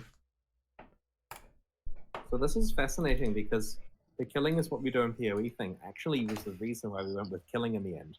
And we experimented internally with various stuff. Like we had a version where, okay, look, you got this from the Val guy, and his enemy is the Maraketh, so you need to go and kill 300 Maraketh guys. And then Path of Exile turns into, where am I finding Maraketh guys? What areas are they in? Okay, this area's got 6. Okay, so I have to do this repeatedly. And that isn't exactly what you were saying, because I understand you were questioning the killing part rather than what you're killing. But if it's like you get 700 crits, or, you know, like dodge 1,000 attacks, or some various other metric, the game now becomes, okay, how am I making an insane evasion character? And maybe that's fun, right? But that should be more for like weird challenges and stuff than the core way you're farming items. So at the end of the day, everyone's killing monsters in Path of Exile. So we went with killing, so it's fully aligned with the thing that the game supports.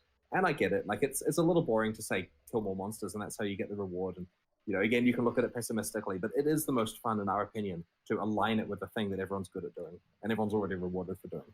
Could we have a sneak peek on the number? Because I think the highest we've seen. But at the same time, I think Bestiary did it really nicely. I really enjoyed the aspect of Bestiary where you went into specific areas to get specific types. I really like that, personally. But I feel like I think this is a bit different. I don't know. I don't know how to explain the major difference between these two, but like let's say that you shape your atlas around one specific incubator. You have to make yourself like you need to be able to have those incubators coming left and right at the moment it stops, while with the Bestiary you could just set up your atlas for it and then it just run that map, right? So I think it's different from that point of view. So far was like 5,000, which wasn't that impressive. I haven't personally seen a number higher than that because I haven't looked at the table of the insane ones, but there's a table of insane ones I'm sure I'm going to check out after this call, and because that is certainly something I've forgotten to look at. Okay. I don't think any of them are going to involve actual insanity, right? Like there isn't one that says there's a guaranteed mirror and the numbers of 10 million. I mean, maybe there is, but I'm pretty sure there isn't. That would be pretty cool. Maybe I can make it happen. I think you should. I think my biggest question is, will there be a audio or visual like feedback when the egg pops? Yeah, there is an effect that plays. My personal impression of the first iteration of the effect was it could be more visual, like it was easy to miss, but that was 2 weeks ago, and it's probably been improved since then. This is tricky though, because with a week to go, we have to prioritize the right things, right? And making that effect really cool. It's great, we'll do it, but should it be in by release? We have other stuff like. I have to stress here, like, the work we've done on Melee has changed the game end to end. There are so many weird bugs we're dealing with at the moment. Like, the alpha tester yesterday, they say to me, are you sure you can release this in a week? And thankfully, the alpha version... I missed that talking a second. I missed it. This is tricky though because with a week to go, we have to prioritize the right things, right? And making that effect really cool. It's great, we'll do it, but should it be in by release? We have other stuff. Like, I have to stress here, like, the work we've done on Melee has changed the game end to end. There are so many weird bugs we're dealing with at the moment. Like, I had an alpha tester yesterday say to me, are you sure you can release this in a week? And thankfully, the alpha version's a few days behind, but there's some rough going on that we're working on. Monka. And there are so many weird bugs we're dealing with at the moment. Like, I had an alpha tester yesterday say to me, are you sure you can release this in a week? And thankfully, the alpha version's a few days behind, but there's some rough going on that we're working on, right? Like, That's Monka. this, because of this, there'll be a couple of things like how visible the incubator effect is. Well, we just deal with that in a week's time when we can do, because we're focusing right now on making sure that, like, you know, Molten Strike does damage again and that kind of thing. Wait, what? Fun bit of trivia: when Jonathan was recording the Baeclast episode for us, just before we went live, he said that Cleave is broken on our build, so I can't show you Cleave. So it's like, okay. I can name 300 things that are That makes sense because they're like reworking the whole melee and all of that shit, so it makes sense that everything is broken. But Monka, it's weak and they're still having this issue. broken that won't be in a week's time, hopefully. Oh no. It's kind of funny because we like, obviously there's time pressure with releasing these, right? We have 13 weeks to make an awesome release. And usually what happens is there's lack of polish on the league, right? We've released leagues where it's a bit confusing. We'd love to get more stuff in. This time the league is real solid and there's just a bunch of broken stuff because we went and changed how the core of the game works. And so we're trying very hard to get all that polished up and fixed in time. Legion itself is looking really good. Nice. I guess one of the other advantages, even though I'm sure there'll be a lot of depth in Legion, but the fact it has relative simplicity is that if you do need to make changes, you won't be in the synthesis issue where it's like, how do we possibly change this? You know, it's quite... Yeah. Synthesis was certainly tricky because everyone had their existing complicated states, and so we couldn't just change the rules easily without considering the fact that they've got a board covered in things. That was very stressful. But Legion is a lot simpler because, you know, it's like Breach with a more complicated endgame, basically. Yeah. And quite a lot more production values. I don't envy you going in and trying to fiddle with synthesis. Like, there was one patch, I think maybe a month and a bit into the league, where the like invisible border around the wall of synthesis got moved out slightly, which is an incredibly minor thing. It didn't even actually change where the pieces could spawn. It just changed what direction they could spawn in when they were at the very edge, and even that bricked some people's charts. I remember there was a Reddit thread about it where people got real mad. So, yeah. Yep. About the bloodline prophecy that gives fusings. Blood. Oh, are you talking about the Kurogu one? There was something I'm like, oh boy, but I'm not gonna be upset about it. But the difference is that it's relatively easy to cap up your prophecies at all times. So this is a bit different. Remember, and we get situations where we have someone get an impossible layout, and because our math was wrong and how we were calculating where things go, and then like we need 4 senior people to spend 6 hours rewriting stuff and making a tool to fix these 4 people that are affected by it, and there's like a full day of development gone for the senior part of the team, and you know, it's very time consuming to deal with complicated leagues. Yeah.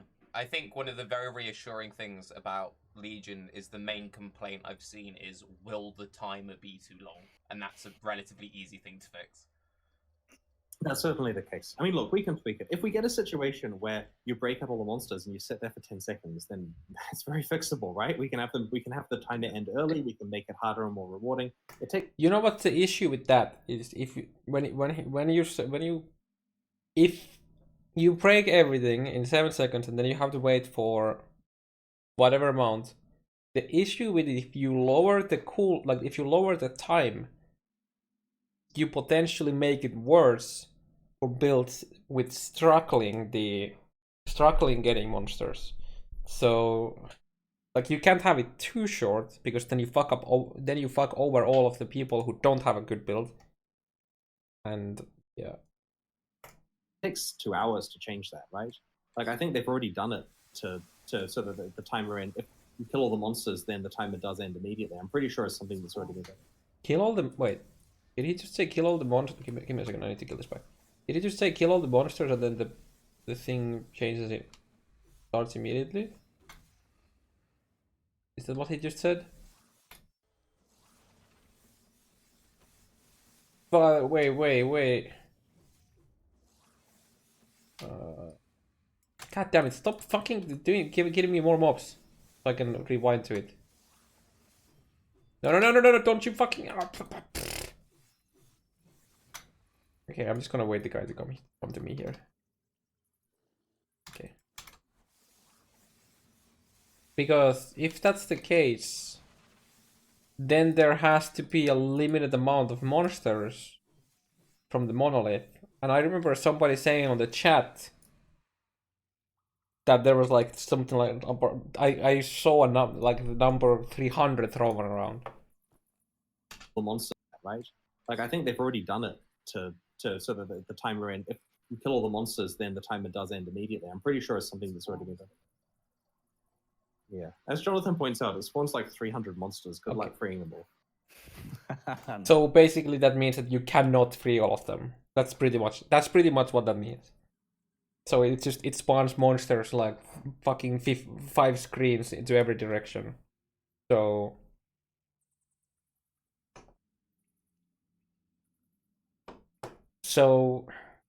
that means that then would there be a threshold of monsters that you have to bypass, or would that be such a specific for like 1 or 2 builds that can get all of the 3 monsters, like ED, yeah, with like a massive contagion AoE? So then that's just gonna bring the issue where you have like this 1 or 2 builds that can do it, and then every other build has to wait, or like wait the whole time. So then there's like an insane imbalance in there. But that's another like potential issue. Nice. Okay. That's a good counterpoint. That's slightly more than we saw in the trailer. They Okay. Yeah, go that out is- quite a lot further as well. You have to be using tornado shot or something. Wow. Chris Okay. confirmed tornado shot helmet enchant this Not week. melee. It's the actual trailer thing where like you've improved melee, but tornado shot's still the key anyway. Since you mentioned tornado shot and you did briefly talk about enchants earlier, has there been any more development on helm enchants? This is a complicated topic that's mentioned a lot, and I think the line that we used in the balance manifesto for Tuesday is something like, "Yeah, we're aware people are complaining, but we haven't changed how that works yet." It's tricky. Yeah, We like how it balance works, and so there's a supported playstyle in Path of Exile that we like, which is someone going and being good at lab runs and farming enchants and making a ton of money in game, right? We want the person to say, "I'm good at this. Everyone else is bad. They can't deal with it. They hate the lab, and I'm going to just make a ton of exalts from doing this strategy." It's not really about being good at the lab, it's more about the lab is extremely annoying / boring to do. Is the thing. You don't have to be good at farming lab. It's just like remember when Chris said something about having different mods on areas so that you have a different zones that you run through? Well, guess what? Lab is pretty much the exact same during the whole day. It's pretty much that. And we like to support that kind of thing. That's a bunch of people there who are doing that as a service.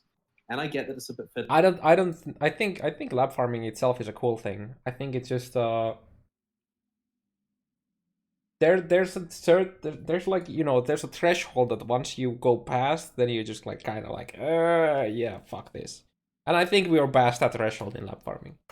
And as we add more skills to the game, it only makes the enchant situation worse. People want them to be tradable, and people want it so that you get a choice of like 6 and you can put the best one on. And maybe we'll do one or several of these things in the future, but we're very careful to not break a playstyle that a lot of people are enjoying at the moment. Anime weapon, by the way. Since you said it's something that may be addressed in the future, just kind of on that note before we go back into 3.7 stuff. So you recently announced that with Syndicate and Masters, you were going to delay that till 3.8. That's build, not build playstyle, but yeah. Yeah. Do you want to just elaborate on that a little bit? So a lot of people are asking, that's cool, we're happy with you delaying it, but what are the changes? And part of the thing here is we don't actually have time to work out the exact changes, right? Like I'd love to say stuff, but it's not confirmed. We have some pretty cool plans that we have to actually agree on 100% internally and test out a bit before we can say. And the problem here is just finding time to actually agree on it, right? Like we're at a point now where we need to be working on Legion and the melee stuff for the last few weeks. It's just been, to get this done on time, we have to think about nothing else. And so the 3.8 changes to the old leagues, we're keen to lock that in, right? 3.8 is going to have a league. It's going to have some other stuff that we haven't decided yet. Whatever, like how we did melee and spellcasting. There'll be something, right? We'll work it out. And it's going to have some changes to the old leagues to make them good. And so by this, we've committed to the fact that we're actually putting some effort into those changes. We're not just band-aiding it a little bit. And so that's now part of 3.8's identity. But it does mean we can't tell you anything about what the changes are, apart from the things we've announced, like Soulfight is going to be shared across the account. The Betrayal State is going to be shared across the account. These are things, well, I guess account league rather than account. These are things that are easy for us to confirm, but there's a lot of fine detail in there that we don't actually want to commit to, because it will really suck if we have to change our mind. And like this happened before when we announced in a news post how the mastermind reset stuff was going to work in Betrayal. We said this is the new plan, and then we changed it a week later by editing the news post and forgetting to like make a Reddit thread about it or whatever. And people were unhappy that we announced one thing and did a different thing because No, bad Chris, very bad Chris. That is not the case. You're mad because you announced something and then you didn't do what you announced. Like you didn't tell us. You didn't tell us about the change. Everything would have been fine if you actually updated, make a new post, because people don't go back into a week-old news post to see if you have updated something. Okay, some clarification. He actually did say that they forgot to make a Reddit thread about it, like about the change. I just misheard it as him saying they made a change and didn't make a Reddit thread about it, as if the edit on the news post was enough. But yeah, everything's fine. They just forgot. So yeah. Go on, Octavian. Nugi was definitely contesting him in the incubator stuff. It was interesting to hear Chris try to open that a bit more, so that we might understand what's the idea behind it. I still don't kind of necessarily agree to it, but then again, we just don't know. We don't know all the contexts behind, the things. Like, for example, I feel like I'm repeating myself now a lot, but like, is the choosing between incubators the thing, or is it the decision between trying to farm for the incubators or something else? So if I can go off maybe on a little bit of a tangent, there are some systems in the game, though, that due to previous Band-Aid fixes or just how they've been implemented and going into core, like the first one that immediately comes to mind is Incursion, operate very differently in presumably an unintended way than how they did when they were initially implemented. So like Alva, for instance, you can't get the same room twice within an instance of 3 because she spawns in a map, and probably due to, like actual limitations in the game, you can't get the same room twice in the same map. Actually, I'm gonna let him finish.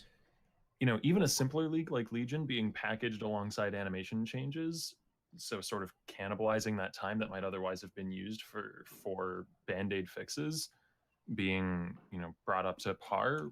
When in your development cycle do you see time for that sort of thing, the sort of middle priority stuff?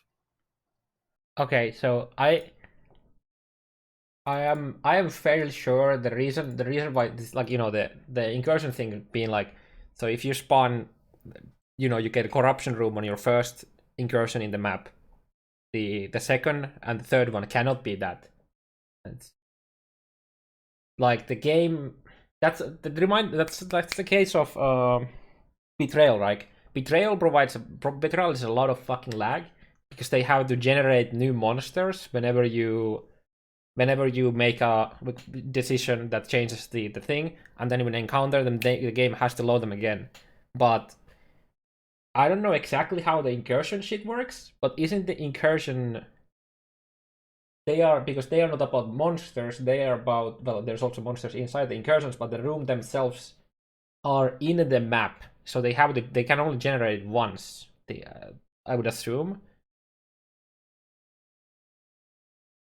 I guess I can listen to it. It's pretty rough to fit it in, but we have to just... Also, actually, and I think this is a hot take, but I think incursion is fine. I think people talk about player agency and they throw the buzzword left and right, but I actually think how incursion works now is fine because you have two options.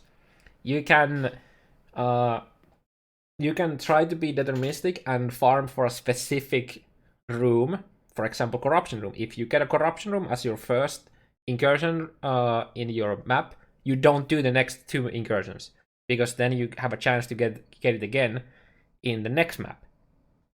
Versus if you don't really care about what the room is, like a specific room, you just do all of them all the time, and you get more temples. So there's a fight between not only like what rooms you go for when you have two options, right? You either upgrade whatever room you have right now, or you change to a different room.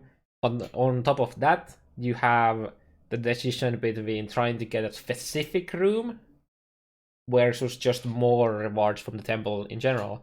Which, if you're trying to do high tier maps, if you're trying to sustain high tier maps, especially in Soul Self-Found, you basically want to go for the rooms, the more temples instead of a specific room, unless there's something that you like need extremely bad, like double corruption or gem, like BV. You want 21 wall BV, for example. And then, well, that's pretty much it, right? Versus just getting more temples done for loot, and the rares, like the temple boots from the boss are potentially insane, like the dodge plus movement speed rolls.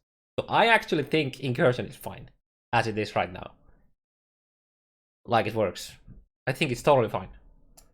Slot these in when we can, right? Like 3.8 is getting the stuff that people have brought up about Syndicate and Delve. Like, people want this to be better. We agree. If you look at the things that are bad in Path of Exile right now that we've ticked Melee off the list, it could be argued that people's dislike of some of the betrayal content is one of the things that needs to be addressed, even though it's relatively recent content. There is one thing I could say around this, which is that the particular thing the particular thing that we hear as the thing that we see is that we need to fix is that people right now feel like there's too much stuff going on at the same time in the game. So, like, you go into a map and there could there's just too many different possible things that could occur that you need to spend time on. So the thing we want to fix a little bit more is the fact that people feel like people want to be able to engage in the different systems like independently. Like, I'm going to do some incursion stuff for a while, and then I'm going to do some betrayal stuff for a while, and that kind of stuff. So that is the thing that in 3.8 we will be looking into doing this as well. I'm not going to talk about what the system is, but that is the complaint that we're looking to address in like the particular, and that is the thing we will definitely be doing in 3.8. We just don't want to talk about exactly how it will end up, but that's sort of like the thrust of what we're trying to fix here. So yeah. Thank you, Jonathan. All right. Also, make sure to check out Jonathan's ExileCon t-shirt, the Solaris. Oh, right, yeah. The Solaris and Lunaris shirt. Yeah. Oh, We only have one of those, and Jonathan's got it on. Cool. Quick question on the betrayal. So did you end up fast tracking that since you saw it as a problem coming out of nowhere, or was it something you were Fast tracking what? Sorry? Just like the fact that you're dealing with betrayal and old content like in 3.8, but you haven't really done that much before. We've certainly had to vocally say, if we're going to push this to 3.8, we have to then actually deliver it on 3.8. So we've had to make that commitment, right? Beforehand, we would have loved to just be vague about it and fix it when we feel like it, but now we have to do it because we've said we are. And so if that's the wrong thing for 3.8, you're getting the wrong thing. Well, you definitely did it in style, I can tell you that much. The pan over was pretty epic. That's pretty bulk part to hear, though. Since we've been I like passing that. through this topic list actually quite quickly, are there any more questions about Legion or Incubators that you feel like we've rushed you over?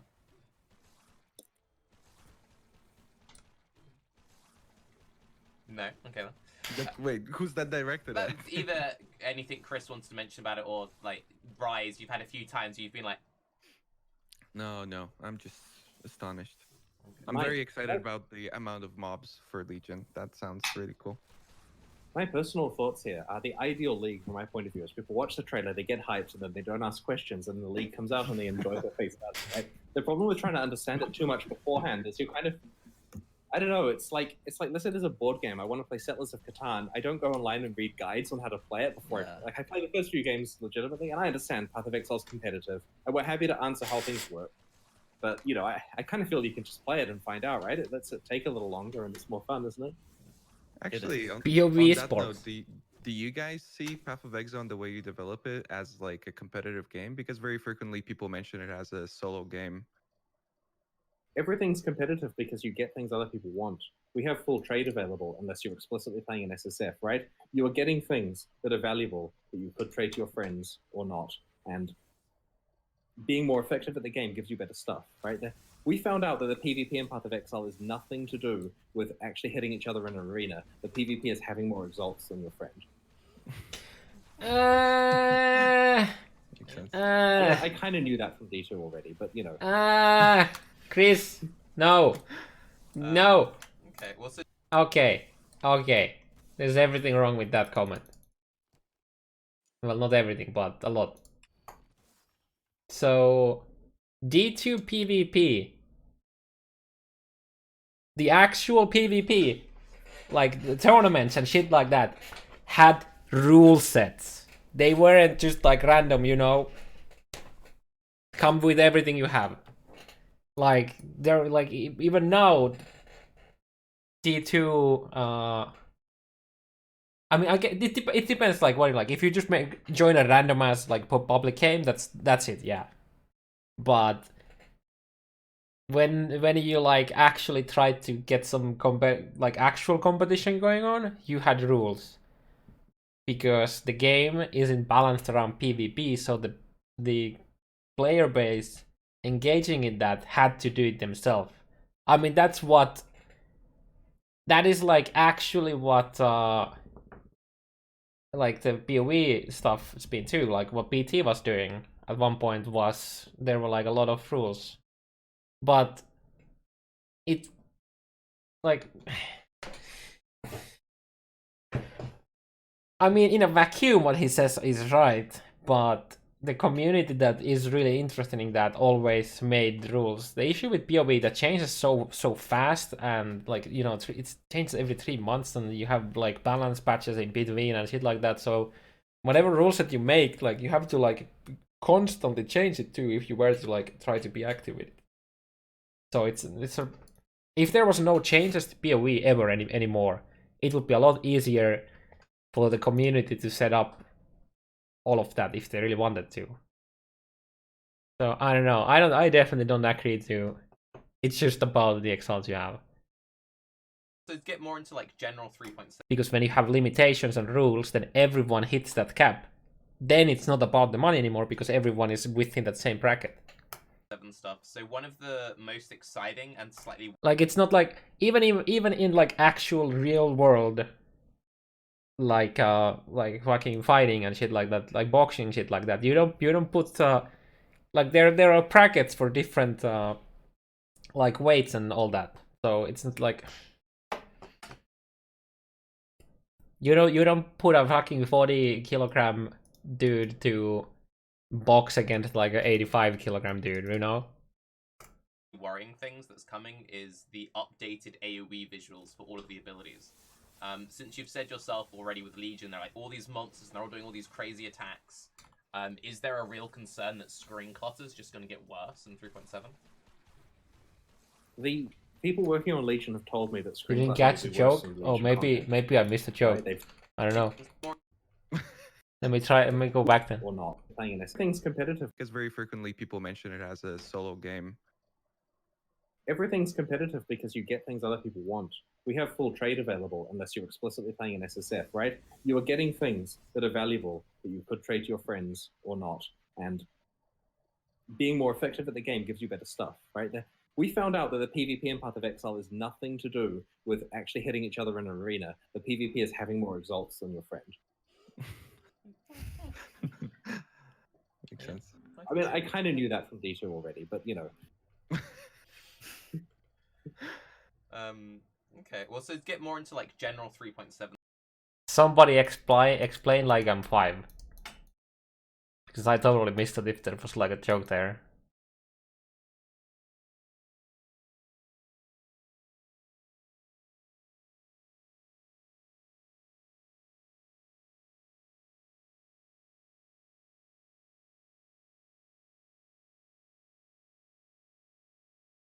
3.7 stuff. So one of the most exciting and slightly worrying things that's coming is the. I mean, I'm not trying to say that they should go all in PvP. I just think that the statement is not true. Like I don't think, like, I mean, well, the D2 PvP community didn't get support from the actual Blizzard. They just make themselves. The joke is that they don't keep shit on PvP, but it's I don't think that's a joke. Whatever he said, I think was just, it's not. I don't even know. Updated AoE visuals for all of the abilities. Since you've said yourself already with Legion, they're like all these monsters and they're all doing all these crazy attacks. Is there a real concern that screen clutter's just going to get worse in 3.7? It's like fucking racing. He could say the same thing. Well, not the same thing about racing, but like they don't really do much for racing. Like let's be honest. They really. When was the last time when we actually had?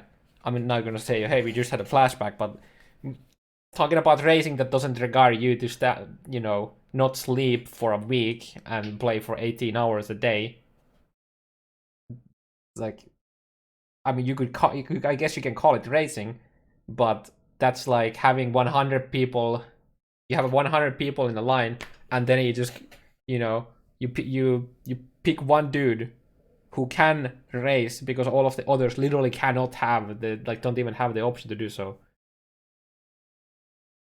Like, people to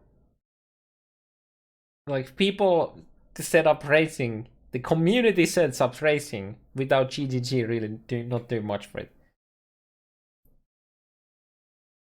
Camels 14k points.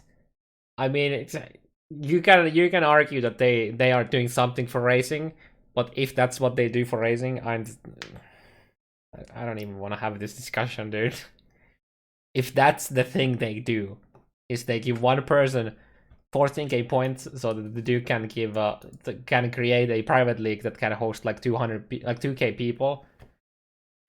When they have the systems and everything to just like make a racing event where everyone starts at the same time, where you have like a countdown and everything, and it hosts like it has room for more than 2k people. I don't know, dude. People working on Legion have told me that screen clutter will be worse than Legion content, right? They've specifically warned me that right now it's amazing in terms of the amount of fighting going on, but it's pretty cluttered. So yeah, we maybe won't do that every single league, but you guys wanted a lot of monsters to fight. Is there a real concern? I need to go back a bit since I kind of lost what they were talking about. Is the update stuff? The PvP in Path of Exile is nothing to do with actually hitting each other in an arena. The PvP is having more results than your friend. Makes sense. I mean, I kind of knew that from D2 already, but I mean, Tim, that's not the argument I was making, though. Okay. Well, to get more into like general 3.7 stuff. So one of the most exciting and slightly worrying things that's coming is the updated AoE visuals for all of the abilities. Since you've said yourself already with Legion, they're like all these monsters and they're all doing all these crazy attacks. Is there a real concern that screen clutter's just going to get worse in 3.7? The people working on Legion have told me that screen clutter will be worse than Legion content, right? They've specifically warned me that right now it's amazing in terms of the amount of fighting going on, but it's pretty cluttered. So yeah, we maybe won't do that every single league, but you guys wanted a lot of monsters to fight. We'll see how that goes. It's caused us to make a lot of performance improvements related to this kind of stuff as well. There's a lot of experimental tech. I don't know if it's going in 3.7.0, but we're hoping to, especially for consoles and stuff that Jonathan's team have been working on. So that's probably going to have game-wide improvements once we do get it finished. More to do with the number of monsters. Yeah, that one's mostly to do with quantity of monsters, rather than the fact that there are a lot of effects going on. We are fully aware of the clutter issue, right? We don't want to spam the screen with too much stuff, but having the visuals actually accurately reflect what they're doing is important, right? If we draw a small effect and it's lying to you about where the damage is, that's not helping anyone. We would rather draw an appropriate, like maybe we need to tone down what these look like. Yeah. I mean, the community have asked for sliders, they've asked for transparency, there's asked for lots of stuff that we're a bit resistant to, but we'll find a solution. If clutter is a problem, we don't want the game to be bad. And bear in mind, clutter means overdraw. Overdraw is when you're drawing multiple effects on top of each other and you max out your graphics card's fill rate and the game is slow. And everyone who says, Path of Exile is a slow game, look at this performance, all the other games work fine on my computer, why is this game so slow? The game is heavily optimized, right? It's done very efficiently. The problem is it's just, there's so much stuff happening in Path of Exile compared to other games. Like in League of Legends, you do an attack and it fires a few projectiles or something. In Path of Exile, your custom crit character spawns 10,000 in the same time period. You know, there's... Yeah, so you could argue that the game is not optimized for what the game does. I think that's the argument that people, at least that's somewhat rational people, are making. But then again, then you come to the issue is if you like, you have to like you know, remove all of those things, and that's gonna take away from the builds, right? A lot going on in Path of Exile, and because of that, it runs really slow sometimes, especially on older computers. And so where there's clutter, there's slowness, and we want both to be gone while still having the game accurately reflect what's going on. And we want to somehow achieve this without actually preventing you having your 10,000 cast on crit projectiles, because that build is fun because of that. I think... Sorry for the random. No, it's fine. I think one of my biggest issues with it personally is when you get into the group content, and having some kind of reduced transparency on group content will be very important, especially since... Wouldn't optimize in this context mean that they have reduced the load as much? Yes, that's what he's saying. But the argument that a lot of people say when they say that the game is not optimized is saying that the game is not optimized in the sense like you have, if you get all the FPS issues and whatnot, then how you build your game, it's not optimized because of those issues, right? Like you can, like, they might be using the incorrect term or word for it, but the spirit of the whole point is that you should do something else to feel like it's optimized, because it doesn't feel like it when they're playing. When we've had leagues like Legion, where it's like the main reward is this big thing at the end, I foresee most of Legion for top-end trade league players will be doing boss rotations. So we're going to see scenarios where you've got 5 legions, a full party, all crazy effects, everyone's got way more AoE, we have more instant abilities that we're meant to be weaving into our combat. And I think that might be a real crash problem, like, as we saw with like Beachhead in the past and like Uber Breachstones and everything. We'll work on it if it's an issue. I mean, we're confident it's probably going to be pretty awesome. There's performance work going on. There's a lot more ability for players to get out of the way of combat. If they are seeing something that's scary and they can't quite read what abilities are going on, you can get out of that a lot more quickly now. I mean, it's true in real life. If you go to an actual war zone where they're dropping bombs everywhere, you probably don't have a good idea exactly what's happening. You just don't want to be in that. You know, you get 50 meters away and shoot at them. I don't think that topic of... I don't think the analogy makes too much sense, because in POV, when you're mapping, you're literally in a war zone all the time. So it's like, you shouldn't be mapping, dude. And that's just even worse when you're grouping, yeah. Of clutter, since you have a more deterministic loot system with Legion, allowing you to By like, essence, yeah, the notice, game's that guy's optimized. got currency, and Not that sure if guy's meme got or incubator and actually whatever. serious.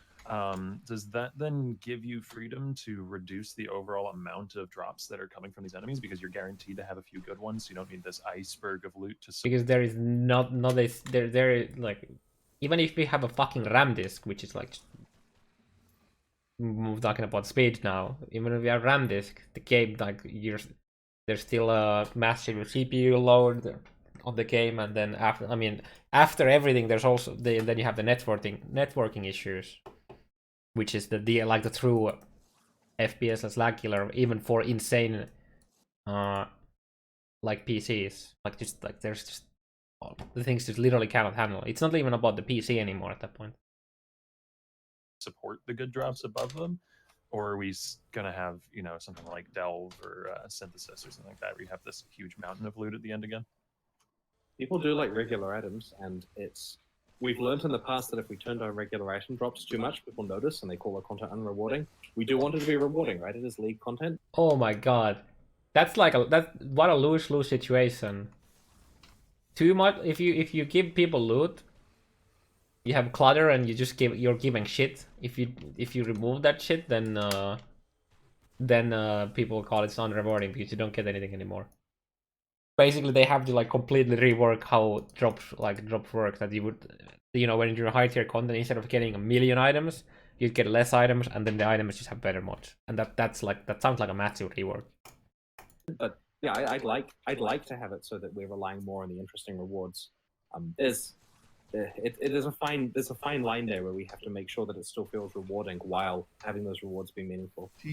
Do you think there's an overall problem in the game then with tuning down the iceberg of loot effect?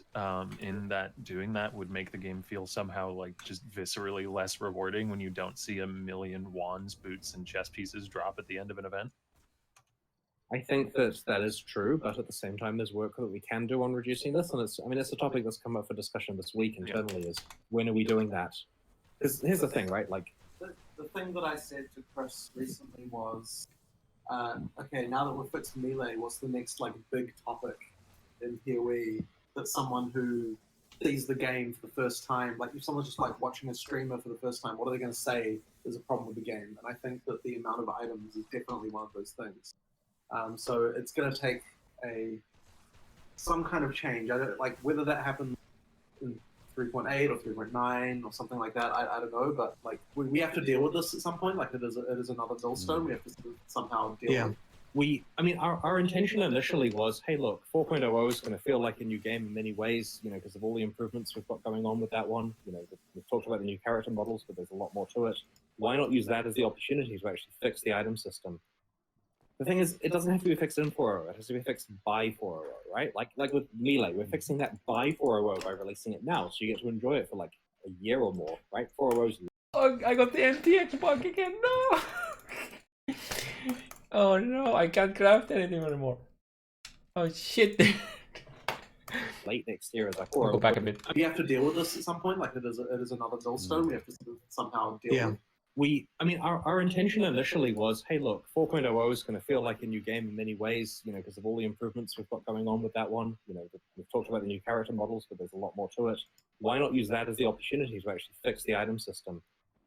The thing is, it doesn't have to be fixed in 4.0. It has to be fixed by 4.0, right? Like with melee, we're fixing that by 4.0 by releasing it now, so you get to enjoy it for like a year or more, right? 4.0's late next year is our current estimate, just to be clear about this. It's not a like March thing. Oh, that late. Goes on to 3.10, goes on to 3.11, but goes on to possibly 3.12 at the same time as the 4.0 beta on our current schedule. Oh shit.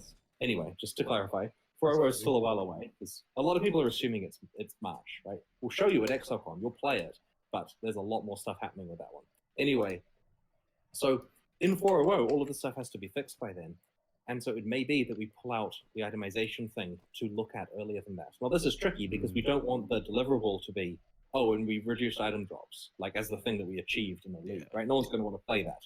And so there's a lot of discussion of how do we reduce the number of crap items you're never going to pick up while having it that you actually more meaningfully find stuff that's going to help your character without having a D3 style smart drop system where we look at what ascendancy you are and then try to generate rares for you, because that's kind of lame. So we'll work something out, and we have some cool plans here. But yeah, it's probably too early to speculate on that one. Yeah, I agree 100%. It's kind of lame. Part of the charm of Path of Exile is the variety that you're going up against in terms of what drops, and it's really hard to maintain that while calling the drops, especially because I don't know. I like seeing a big pile of shinies at the end of the thing too. There are some interesting experiences playing old action RPGs like Diablo 1 or 2, right? Like play Diablo 1, finish the first couple of levels down to the Skeleton King and tell me how many items dropped. The answer might be less than 15, right? There are very few items, like finding anything is special. That's quite interesting. In Path of Exile, you found 15 items halfway up the first beach. So the second thing is, like looking at Diablo 2, a lot of the items that drop that are junk are things that just like random fulminating potions and gold and chipped gems and just stuff that isn't a real. Hey, gold and chipped gems are not useless. Kind of junk. And when we were designing Path of Exile, we said these other action RPGs have this junk. Well, why have it? I mean, I'm very much happy that we got rid of gold. There's great reasons for that. But getting rid of like arrows, right? Like, there was a purpose for having. It feels like an item drop, but it's a mechanical thing you do occasionally. We streamlined that out. Maybe that was the wrong choice. Maybe the right choice is to have junk that is an equipment that you kind of tune out with your mind. Anyway, I'm not saying we're introducing that. It's too late for that now. But it is fascinating to know that the actual real item drops in the old action RPGs are a bit lower than people remember. Path of Exile has way too many actual pieces of equipment. Since we're kind of talking on that, and it's something we haven't spoken about in a long time, do you have any regrets with the implementation of MF? I was recently on a last Epoch podcast talking to one of the devs about MF, and they were like, we are never adding it to our game. We hate what it does. I'm just curious what your point of view is. I really like Magic Find. I think that the person choosing to sacrifice clear space. I hope that they when he says MF, I hope he clarifies if he's talking about both item quantity and rarity, or just rarity or quantity. In order to get better items, and having all the interesting decisions about how do I optimize for damage and then optimize for Magic Find is really cool in principle. There are many problems with Path of Exile's implementation of this. The first one being that a rare item you find on the ground is not likely to be useful for you, and that's one of the key things we want to focus with our itemization rework, is to have it so that you're happy to find a rare item. I'm not saying that means there's a lot less of them, but we have it so that, boy, you understand about this. We talked about it in the FAQ, sorry, the Q&A part 1, I think, where at the moment there are a lot of reasons why a rare item isn't going to fit your character. And so it's much more easily attained by crafting than by just picking stuff up off the ground. Yeah. Yes, I understand. People don't like plus experience. People don't like Magic Find because it causes them, like, the experience thing is worse. Like, I like the concept of someone sacrificing clear speed in order to gain more experience. It's just that party members get really... As a concept, that's pretty good. But when it actually doesn't really happen, well, then the concept is kind of like,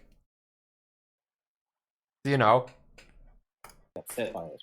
And so everyone hates experience. In hardcore, in hardcore, if you want to MF high tier maps, it is a sacrifice. But that's pretty much it. Items for this reason, viscerally. And we have problems with item quantity. Like MF, actual item rarity stuff is an okay trade-off, except for the fact it doesn't really work in Path of Exile particularly well. Item quantity is a problem because that's way too effective. Okay, so that's why we've been toning that down. Like item I quantity agree. might be entirely removed from the game one day, but MF itself we want to make effective and fix it rather than remove it. Wait, sorry, what did you say? MF, and so that's why we've been toning that down. Like item quantity might be entirely removed from the game one day, but MF itself we want to make effective and fix it rather than remove it. Did you just... But MF itself we want toning that down. Like item quantity might be entirely removed from the game one day, but MF itself we want to make effective and fix it rather than remove Yes, it. remove it. Delete item quantity. I agree with that. Yes, I wanna know, yes, like, please. Icebergs of loot as like a necessity to make people feel rewarded. There is content in POE as well that where it's not really required that people actively go for. I mean, you will have stuff like Elder and the jewels and such, where you won't complain that there isn't a mountain of loot because you already know. So, I mean, you're already solving the problem a bit yourself, wouldn't you say? I mean, you could add new Legion content as long as the players understand the power that they're getting. Maybe, Yes. I mean, maybe like early response is not the end all in terms of like giving them iceberg, because then you're kind of giving in and you're setting a precedent. Yep, I understand what you're saying. And to some extent, we've experimented this with various leagues, right? Like, look at Incursion, where you get the items at the end of the run. Synthesis has various mechanics to do with this. We have, and Delve screws around with item drops quite a lot and drops them when the crawler gets to the end. We have tried experimentation here because we want to see how people react. In general, they react better when you kill monsters, you get items. Something's missing if you don't get item drops. But, That's true. yeah, this is a bigger discussion here. Moving back into 3.7 for a bit, other than Cyclone, and I have to say that, what abilities are you most excited for as a player? So I want to play this Blood and Sand Gladiator build, right? It's going to be a lot of fun. I like the idea of micro-swapping between different stances during combat. I'm just jealous of the people in the office who get to film the videos of it. I haven't had a chance to play it yet myself. It's going to be pretty cool. We've changed Lacerate to work with Blood and Sand, and yeah, there's Ooh, Lacerate buff. But I'm not supposed to spoil what it Or does, something. but it's going to be a lot of fun. It didn't bug out. Go on. No. Okay. I'm good. I don't want to. I'm not going to ask for spoilers I can't get. Okay. Bex would kill me if I spoiled anything here. She needs her teasers. For Bex's sake, Think about I wanna Bex. ask one question though. So we've mentioned it nearly every single Baeclast. Additional keybinds. You keep adding these really cool abilities that people are very excited to use, but they're like, where am I adding this in? And now Oh with god, Golden yes. Sand, that's just another button being added to like every melee build. I don't know. I want to use all of these cool things you You have. might find that not every melee build wants to use it unless they can take good advantage of it, right? Like, I mean, there's costs associated with this. The keybinds question is a complicated one. There's a lot of stuff at play, right? Like, we've got 4.0 on the horizon. We have to make sure the changes that we that we make now are compatible with future versions of Path of Exile. There's a lot of stuff going on. One thing we did suggest a while ago was to have it so when you hold control, it gives you a different keybind bar so that you can put your less used stuff on there. You can just hide a bunch of auras and stuff away on control, which pro players will be able to hit fast and have their primary stuff on if they're good at hitting keys fast. We haven't committed to that. It requires a bit of thought. We've got the console platforms as well. We want to make sure that whatever we're doing is fair across, that Sony and Microsoft players have good opportunities to get the same thing. So it's a bigger discussion. We can't commit to anything here, but we're not ignoring it. Bex has raised it in response. I can't imagine how crazy the chat went when he said that. To the Reddit thread. So it requires a bit of have their primary auras and stuff away on control, which pro players will be able to hit fast and have their primary stuff on if they're good at hitting keys fast. We haven't committed to that. It requires a bit of thought. We've got the console platforms as well. We want to make sure that whatever we're doing is fair across, that Sony and Microsoft players have good opportunities to get the same thing. So it's a bigger discussion. We can't commit to anything here, but we're not ignoring it. Bex has raised it in response to the Reddit thread. It's prompting discussion. But this goes with the synthesis and, the betrayal and delve feedback, where we want to work it out. We just don't have time this week because wait, I'm only at halfway. Oh my god. It's gonna be. Yeah. We want to do it right. We need to focus on getting Legion finished this week. And I just want to stress the point as well. It's the main frustration I think that comes with it is you keep introducing these really cool skills and the instant defense, and it's not just a case of we're complaining just for the sake of complaining. It's you keep making these new things that we want to use, and it's focus, for example, was such a cool thing that very, very, very few people ever use because I just cannot physically fit it into my build. Yeah, it feels bad, man. I understand. This is the topic. There probably won't be any changes for 3.7.0's launch, but if we're changing how the skill bar works, we can do that halfway through a league. It's not a balance thing so much, right? It affects everyone equally. It's not making one guy's build bad. So maybe we can work something out, right? If it's a problem, keep telling us it's a problem. We love seeing angry Reddit threads. It makes our day. I'm sure Reddit will give you plenty of angry threads going into the new league. I don't think you ever need to... Did he just actually say he loves... We're changing. It's not making one guy's build bad. So maybe we can work something out, right? If it's a problem, keep telling us it's a problem. We love seeing angry Reddit threads. It makes our day. I'm sure Reddit will give you plenty of angry threads going into the new league. We love Reddit whining. I like that. That's my cue to take a piss and get a cup of coffee. That's great. That's definitely not gonna bite them in the ass. Okay, boys, I'm back for the second half. Second half of this. Oh my goodness. I think I've spent 2 hours watching the first 1 hour because I stopped it so much. I don't think you ever need to worry about losing ways. That's getting quoted, right? Yeah. Next time in synthesis, when there was 5 threads of just synthesis this, synthesis that, it's we love it. I'm only writing this because Chris asked for it. Yeah. On the topic of synthesis, if I can, jump back, I think a little bit on our topic list here. Go for it. I'm curious as to your perspective on the reception specifically of synthesized implicits, because it seems there was something of a, by a larger majority of the player base, at least a larger vocal minority of the player base than I was anticipating. It seemed like there was something of a bitter rejection of some of the more powerful synthesis implicits, which is not something we've really seen with previous steps forward that I think personally are close to equivalent in terms of power level, the perfect double corruption from incursion, for example, or something like that. Are you saying that people were unhappy at the power creep implied by those synthesized items? More that people were unhappy at the power gap between your average player and someone who was taking the time to go after, onslaught moves boots or, enemies explode +1 bow or something like that. When Maybe synthesis does push that a little further, but I would argue that previous leagues have had a similar power gap if you have the like perfect end game stuff. But this particular league just rubbed people the wrong way in that regard. It's hard to predict the results of an experiment like that, but the good thing about leagues is that it gets us a chance. I mean, sure, it puts some powerful items in standard afterwards, but if you can't make more, then those are just interesting things in the economy that gain value, right? Like whoever got them now is worth hundreds of exalts of extra value, and that's how standard works at this stage. There's some crazy stuff from the past in there. But synthesized items are not present in Legion and subsequent leagues until we work out what we're doing with that mechanic. And that's the nice thing about being able to pull things out without an obligation to keep them in the game. I think that we were careful with the power level of the synthesized items. Like we intended for it to be quite a big bump, and it is very hard to do it. Like it involves engaging with a lot of complicated content, working out how the synthesized stuff works. It was very unfortunate that we accidentally had that data mineable. We realized 20 minutes too late, literally, that the table was exposed to the client, and then all the data was there. And then, like, we totally should have caught that a day earlier, because that would have made it a lot harder for people to work out how to make them. That's a lesson. The reason why synthesis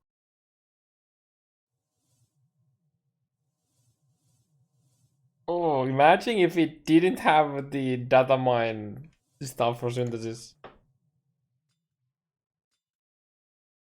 I think was different in this regard is because we put a system that was really an in-game system too early in the game. So this is my honest reason. It would have been I'd say it would have been interesting to see how fast we would have broke it. Up to some certain case, but the issue with that is that if we can't data mine, we literally can't know if all the mods that were teased even exist, and that's like crazy. Yeah, exactly like the +1 totems. Yeah.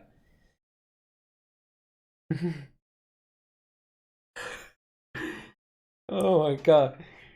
Whoever the dev was who didn't do his job properly and hide it.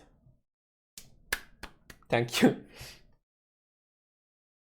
Reason why I think that this was a problem. I think that the system was too complicated to expose to players like that early, and what we should have done was move that reward system really late. And I think that would have changed the perception quite a lot. Because when you put it early, that means that a lot of early players have access to it, and that means they're doing things like that requires the system has the ability to produce garbage at the early game. And so that suddenly means that you've got this big disparity between like the worst possible and the best possible. And so I think that was the fundamental mistake of that particular system. It was just too early. If that had been late game only, then that would have totally changed, I think, how that would have been received, and also how we would have designed it suddenly as well in terms of the balance there. So yeah.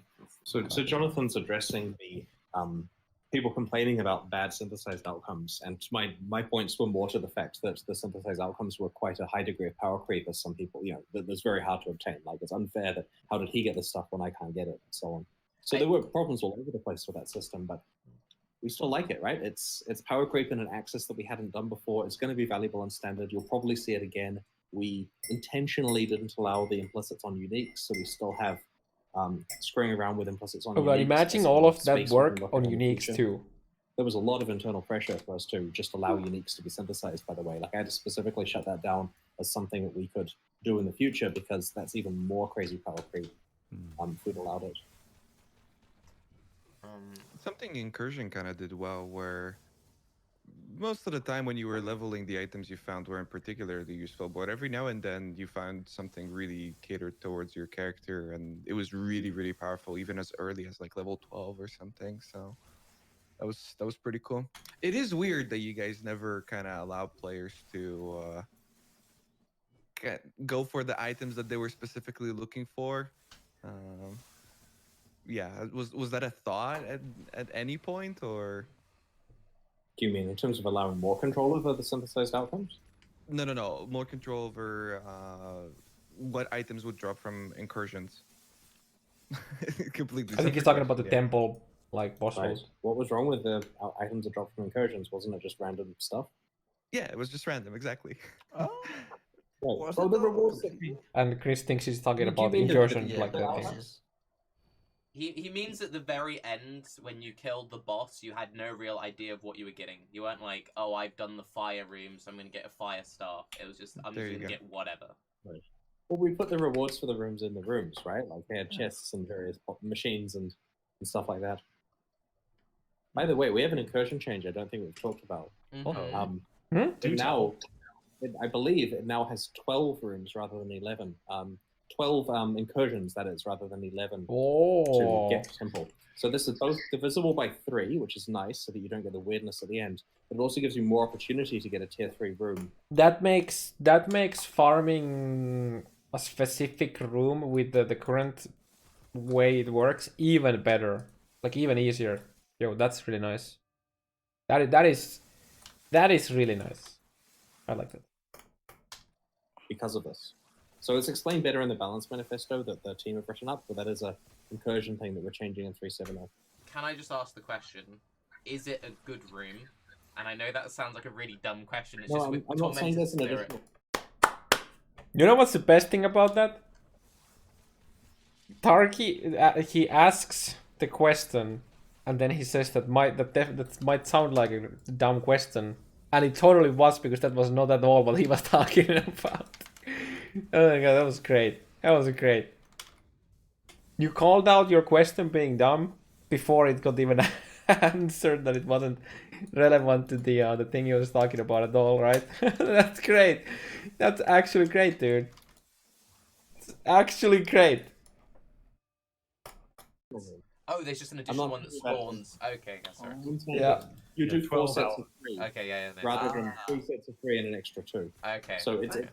By the way, you said earlier that you were like, oh, there must be some limitation of the game that means that we can't have the same room spawning and incursion in the same area. But the reason for that is... Let's see if my guess was correct.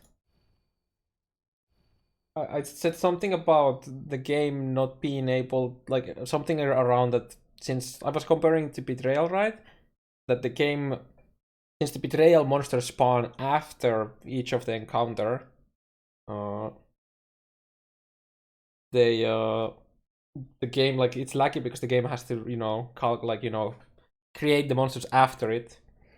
And by the way, console has that better.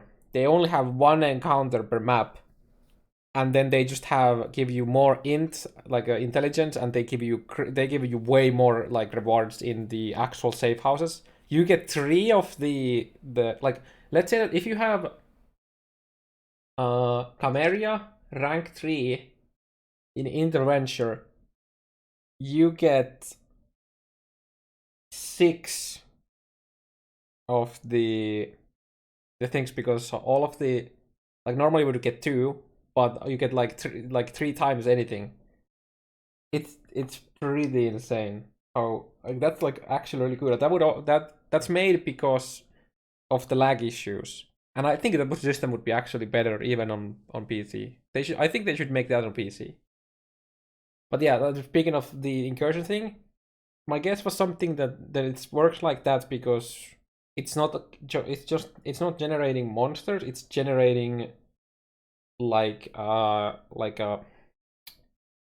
area, right? It generates a room, and they can't, like, they have, the whatever you get first cannot be on the second or third, and whatever you get the second cannot be the third, because they generate the rooms when you open the map already, right?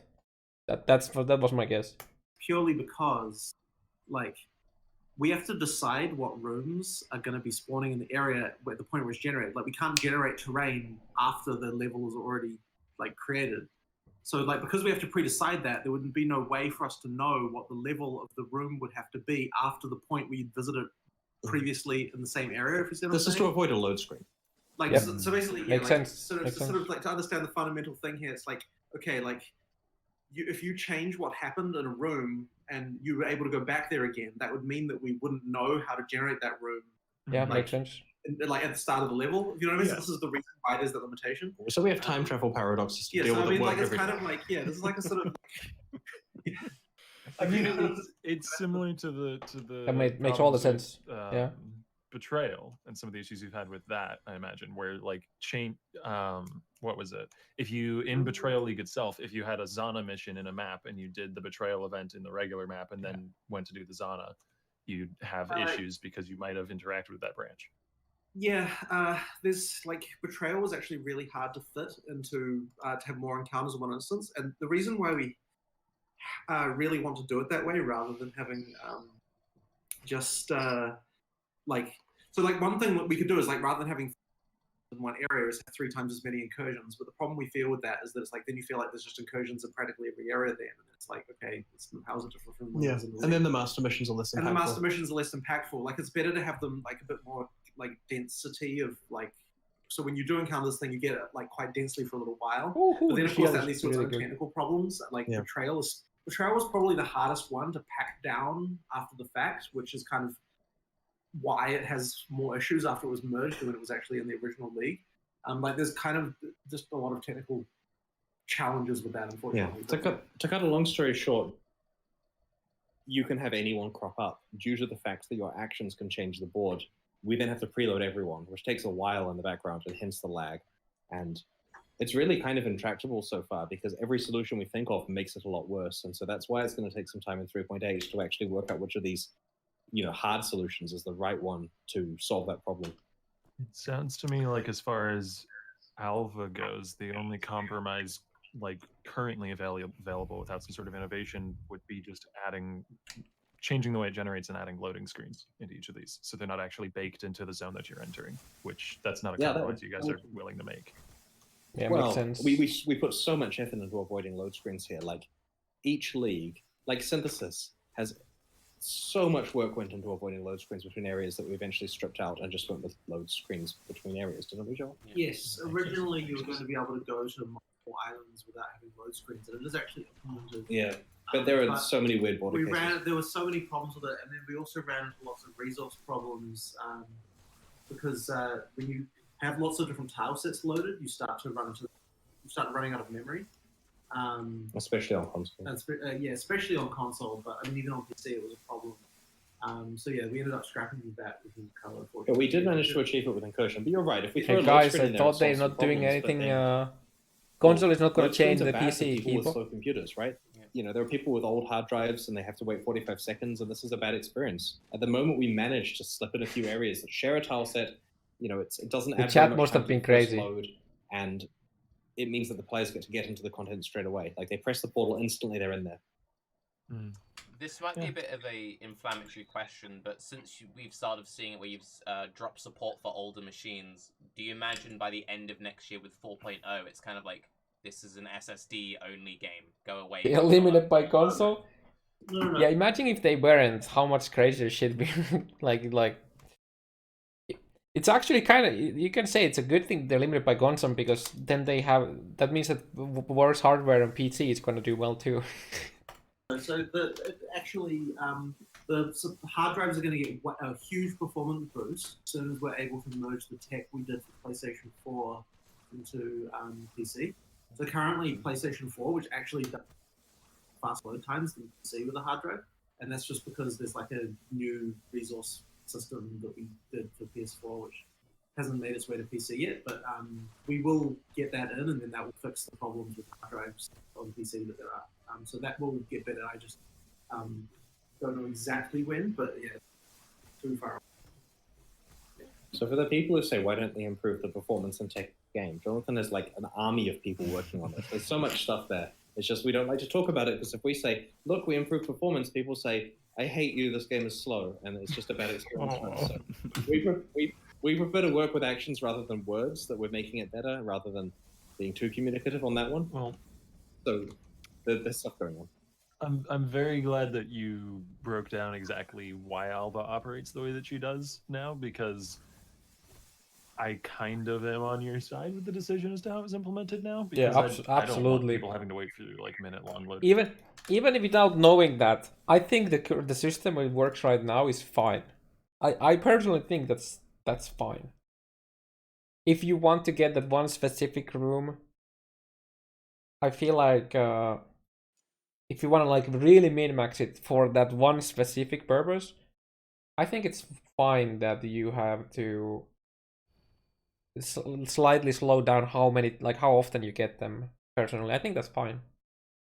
That's what we could call not risk versus reward, but to get reward 1 or reward 2. Which one do you prefer? More temples and more specific temple items versus a specific room? I think it's fine. Loading screens each alpha in a map either. But hopefully there's a way to solve that issue, because it is a particularly annoying one as the leagues go on and you become, more and more aware of just how difficult it is to target farm the rooms you want. Yeah, I understand. And we are removing the crafting recipe unlocks from tier 3 rooms in, I think this is something too. So I think it's now just tier 1, 2, or 3. I think it's a good example of the our buzzword player agency. Yeah. And then there's a 3.7.0 change, I think. So the answer of what are we doing to help the betrayal stuff does have a little bit of stuff in 3.7.0. That's Yeah, random incident. On the note of the of how do you implement a league in the next league? Like how do you like boil it down to like fit? Wouldn't the more obvious way is keep it close to the original rather than having to refit it?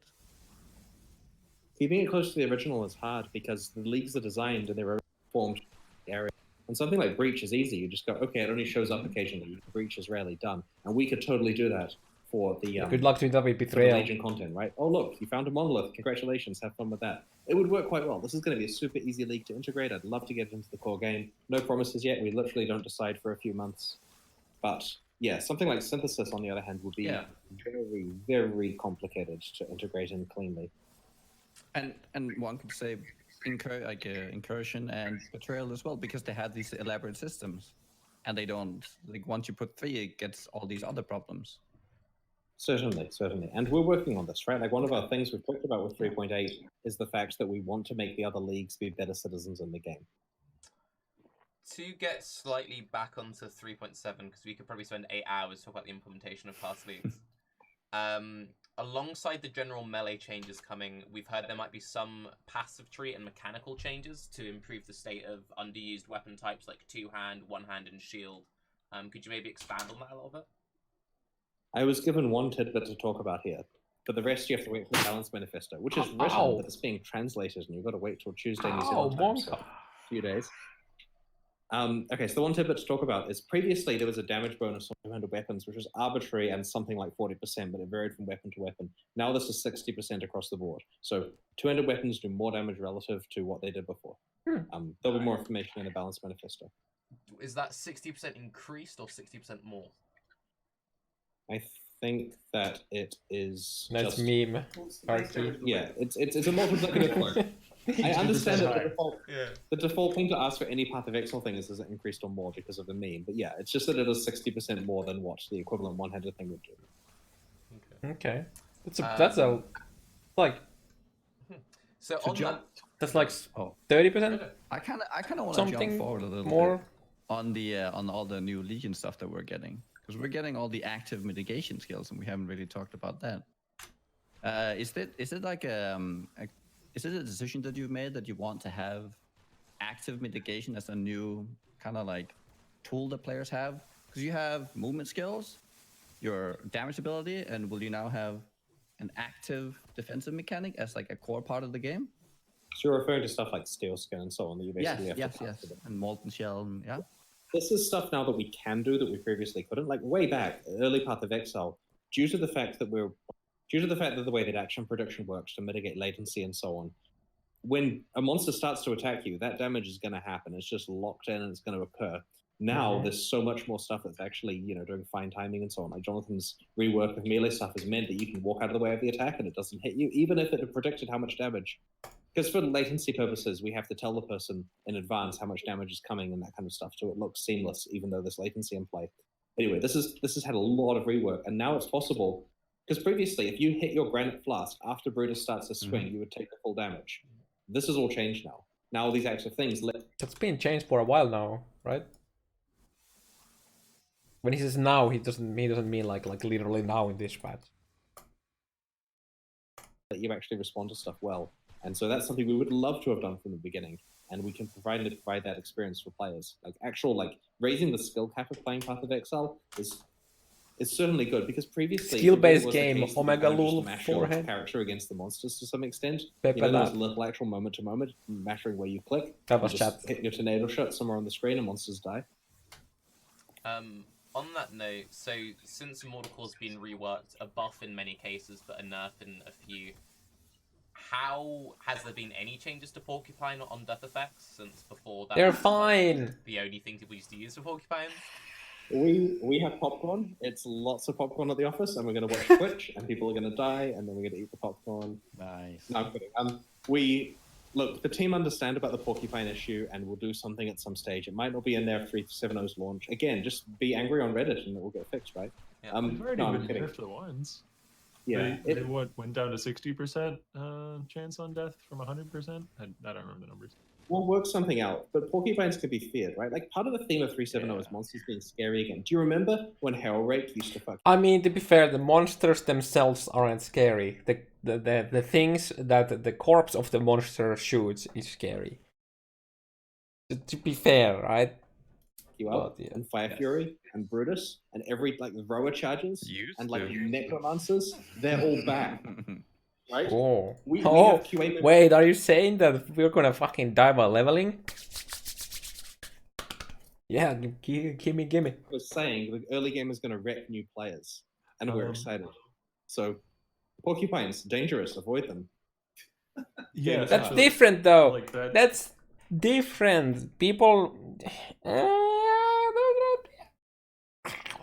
I think those are two different things though. Like porcupines themselves do like no damage. When they hit you, you're like, wait, what the like? Wait, somebody did like a bee sting me or something like that? Oh no, bee sting is way worse than a porcupine hitting you. It's just the death effect. That sort of leads into a question I had earlier. Since you say you want to increase the skill ceiling of Path of Exile, do you also want to then bring up the skill floor to match that? If we're talking about later game Path of Exile, like, do you want to make it so that it's harder to just mindlessly slam your way through maps? I mean, philosophically, I think that we could do with raising that a bit, but I'm really not the person who makes those decisions anymore, right? Like, people who actually play the game actively in maps every single league make that decision, and I'm glad that they do. They make that decision on Reddit, right? We doubled the amount of life that rares have. Wait, what? Wait, Rare what? monsters more. Wait. We doubled the life bonus on rare monsters. God, that timing with me and Rice. Can't fucking wow. damn it, dude. Could have mentioned that earlier. Come on. It's all in the amazing balance manifesto. I'm looking forward to beasts. Wait, yeah, Actually, yeah, I saw the issue that QA opened today about the beasts being unkillable. The amount of life regeneration and the rare mods for life regen and Yeah. shield. Oh my Shield god, runs the off, temple always rares are gonna the- be fucking unkillable too. Yeah, I remember back in beta when we had unkillable monsters. The temple mod that gives non-unique monsters life regen is gonna make the rares fucking unkillable. And then regen beasts. I really hope that when they say rare monsters, they're just talking about like non-league specific rare monsters, maybe. Because like the temple rares are fine, beasts are rare, like fine. And all that. Those are all fine. They don't need like mega buffs to HP at all.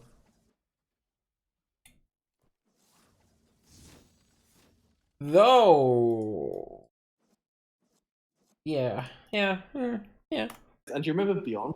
Amazing. Yes. Things we did. Oh, That was so cool. Yeah, On Beyond this was topic, great when it came out. just about to say. It rise like. Are Oh. we hard at work on that developer's cut, That would be director's cool. cut version of Path of Exile? You should package that and sell it as a private league mod set. I have special projects I work on, and for example, the career launch was my special project over the last few months, so I do need another special project to do.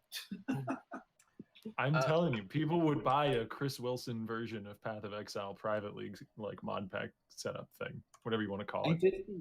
did the one where items only drop white and unique, and they don't drop as blue and yellow, like the no res and no magic one. You have to craft them. That was one that like Tencent was saying, Chris, can you make a mod that we can say Chris designed for our players? And so that was the one that came out of that, which was Nice. pretty fun. I Good- like that good a job. lot. everyone assumes you're going to get more currency drops because you have to use crafting, but there's actually just enough currency that it's quite a lot of fun. Like, you're not swimming in currency after you've crafted it all away, but it's good. Of all the private leagues I've played, because I've run one every single league now, I did that for 2 months, and that was the most fun. So. Thanks. I need to get a shield Have going. there been any, new, like, you said last time you were on that you may be going to add some new ones. Has there been any more advancement on new mods and stuff? There hasn't, unfortunately. Like, everything, like, okay, the melee changes in 3.7.0 were a lot of work, much more than we expected. So we've been heads down just getting that stuff sorted out. Sounds on the pretty whole scary. Melee thing, do you predict a diverse melee meta in 3.7? And if so, how have you like hoped to achieve this?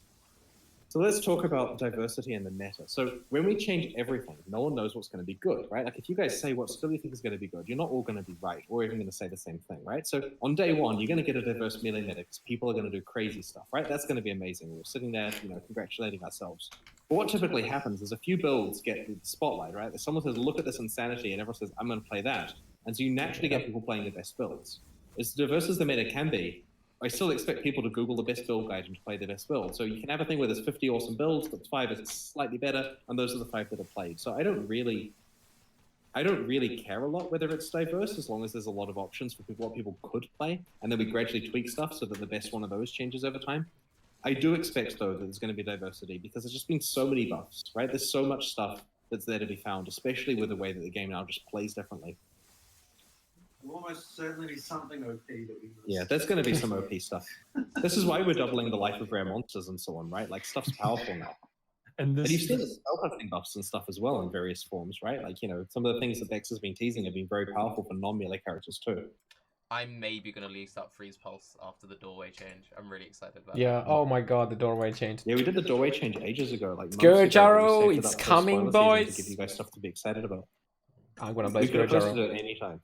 So that's also going to wait for Scourge Arrow? Yeah, that was one of the ones Bex Yeah. mentioned. Oh. Yeah, I didn't read It's that. like a list. Oh, nice. Spectral Shield Throw too. I'll stop. He's been trying to push Spectral Shield Throw for a while. It's not happening, Octavian. So, since we just had it mentioned twice on the document, were there any other notes you had in regards to corpse detonation, both from players and enemies, and like the strength of it? Let me just check my notes on this one. Corpse. The team say, we have taken steps to make monster on-death effects be more avoidable. There may not be further improvements in 3.7.0, but we are aware of it. Okay. And since we have Jonathan here, he might remember now. What was the Fortify change that Jonathan teased but couldn't remember? I actually looked this up. I asked the guys. I saw it. Good job, Chris. Doesn't remember stuff. Thank you. I can He's playing Dead Cells anyway. The Fortify change. Okay, so the support gem for Fortify has a higher, more damage multiplier. It can be used on primary skills now. Like it's, you know, like added damage basically. So you can use it on your 6th link. There's more Fortify effect on the passive tree, and the passive skills give more reward for Fortify. So those are the changes. So not so much the defense of it itself, just the usability of it has been improved. Yeah. You know, some melee characters use it, you know. Yes. The people in chat seem happy about this. That's good. It's definitely nice that you can slap it on your main setup now. That's a good. It's nice. It's nice for sure. But that doesn't really remove the fact that you can have like a high uptime on non-melee as well. But the fact that it has, I mean, the fact now it's basically permanent uptime on melee builds, so that's really good. Like without having like to rely on vigilant strike shit. So that's really nice. People in the chat like power creep, Chris. I mean, we've had a lot of defensive stuff taken away recently with the flax. One of the reasons why we increased the life on rares and also magics, by the way, was because we wanted to actually have the extra power of like single target melee actually have some purpose, by the way. Like because like the problem that we actually ran into was like, okay, so you kill everything in one hit anyway. Like we need to actually buff like monster life so that like there was actually something to feel stronger hitting. And the spellcasters might also have a more challenging and fun game as a result of this also. Yeah, right. So yeah, I don't know why that came. Something you just said for some reason made me think of that. But Oh, actually, that reminds me. A long time ago now, Chris. I think you specifically mentioned this. There was an idea about champion mobs. Oh Where did yeah. that ever go? Because we never heard about it again.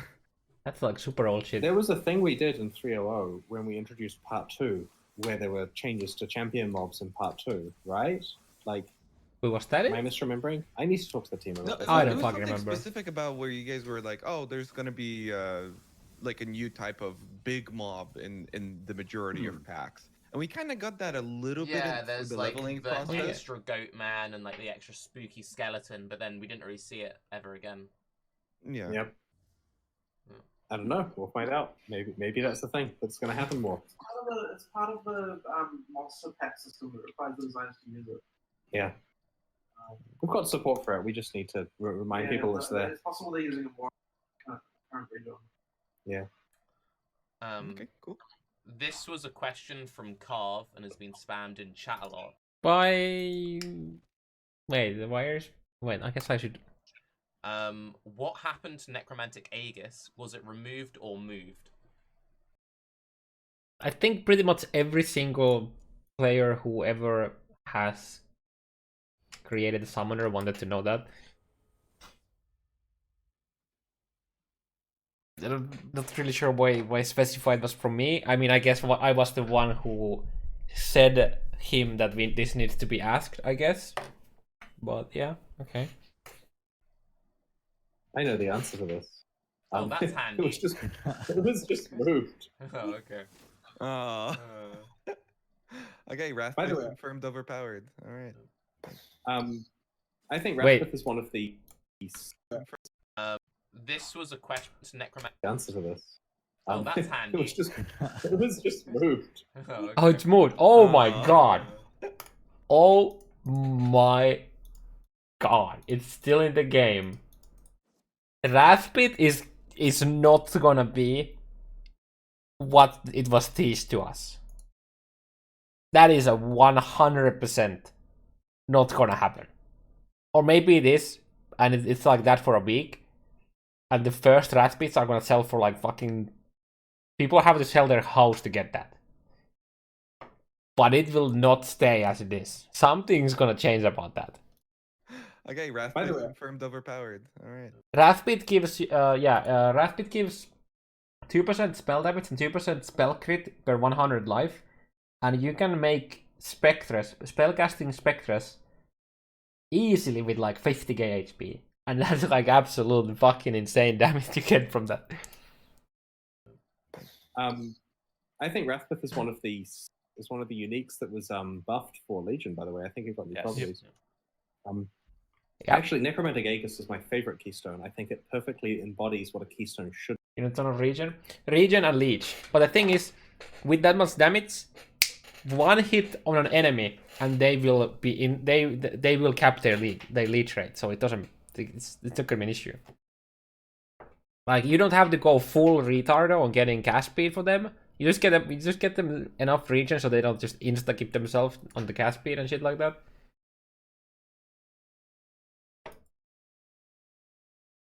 And you just get them leech, yeah. Also golems. If your Spectres ends up not like dying left and right immediately, you go for flame golems. Because for golems you can get an insane amount of region. You can get like 20% region on golems, get 7 golems or something like that, and they just like fucking melt the world. When they slap the AoE, like the fucking projectile things, they're gonna go through the whatever monster is there, and then they're gonna go through the fucking floor, and they're just gonna come through your roof and kill you. That's what's gonna happen with with that. Should be. Like, I think it's the best example that I would give if I was talking to a journalist about the game as to. Yeah, they're just gonna cap it. But if they don't cap it, that's, you know, I mean, they definitely know. By now, they definitely know they shoot that, so they're gonna change it. But that would be interesting to see. Keystones do, in terms of like totally unlocking a new way of playing a character. Since we are talking keystones, sorry, Rise, we saw Wicked Ward being added to the tree. Should we expect any other new keystones being added? I have no idea. Literally haven't looked. I don't know. Well, Yeah, Jonathan's skeptical. Ooh. On Necromantic Ages, so people have been making builds that are doing like 9,000% increased damage. So with Wrathpith, so maybe. yeah, it's kind of crazy. Kinda crazy. Glad to have it. Understatement of the year. Summoner buff confirmed. Okay.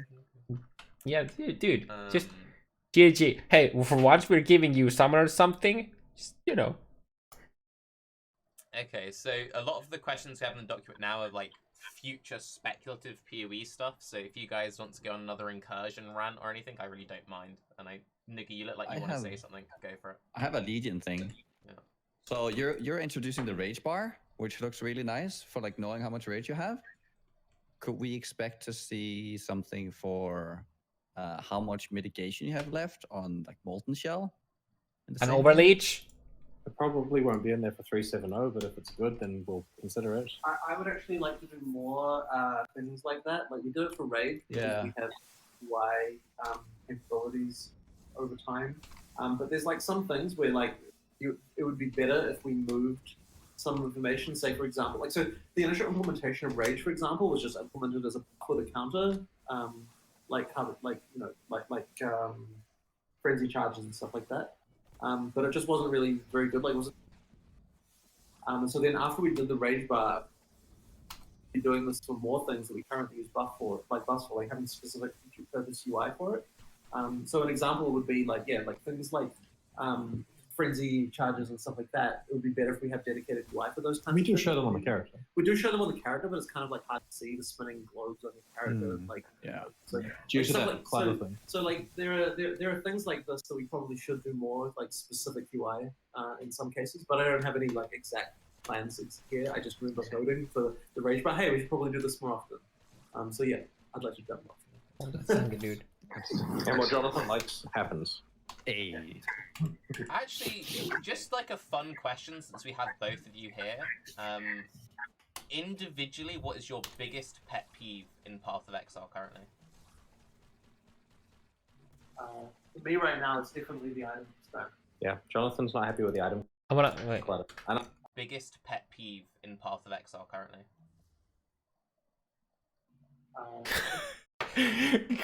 Greece's smile is like. So Greece is like okay, Jonathan is like back here. Greece is like. Can I say it? Can I say it? There has to be like there's like a death, like we can see it, but there's like a fucking death stare or something like. Don't say it. Because he would say clear speed. Clear speed, meta. For me right now, it's definitely the item stack. yeah, Jonathan's not happy with the item clutter. And I agree with that. That's definitely one. That's That's an easy way out though. There's definitely something else out there they're not saying. I'm sure they got something bigger than that, Chris. I'm not going to say what I thought of. It'll offend people. Oh, yeah. Is it the player base? Is your biggest problem with PoE the players? Oh, shit. Yes, you asked what the biggest pet peeve is, and I have this 1,000-yard death stare for a while and don't say anything. Yeah. Item drops. Just go with that. Go Hang take on, the I easy just way got a out. message from Bex. I just need to check it on my phone. I can't check it here. Maybe she's giving me her pet peeve. Oh, Ask build-up. who their favorite employee is. That was it. Please say Neon. Please say Neon. Neon is a god. Neon. Go with Neon. Question from Bex. So I'm gonna call out my a person that has joined our team actually, who I'm very pleased with. We have a developer who was in the Diablo 2 modding community under Fog, and he worked on a bunch of Diablo 2 mods and played it. He's talking. Yeah, he's talking. Shit, I don't remember the name of the guy, but he was one of the BOD. One of the screen. No, wait. He said he. No, wait. He said he didn't say BOD. Did he say Fog? Was that has joined our team actually, who I'm very pleased with. We have a developer who was in the Diablo 2 modding community under Fog, and he worked on a bunch he of did Diablo say 2 Fog. mods and played a ton of Path of Exile. Yeah, and we got that's him on last as a guy, yeah. designer, like from the community.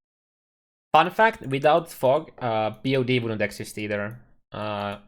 the very first early like well, I mean it could exist potentially, but we don't know. But like he helped out with he basically kickstarted Green Dude with the BOD.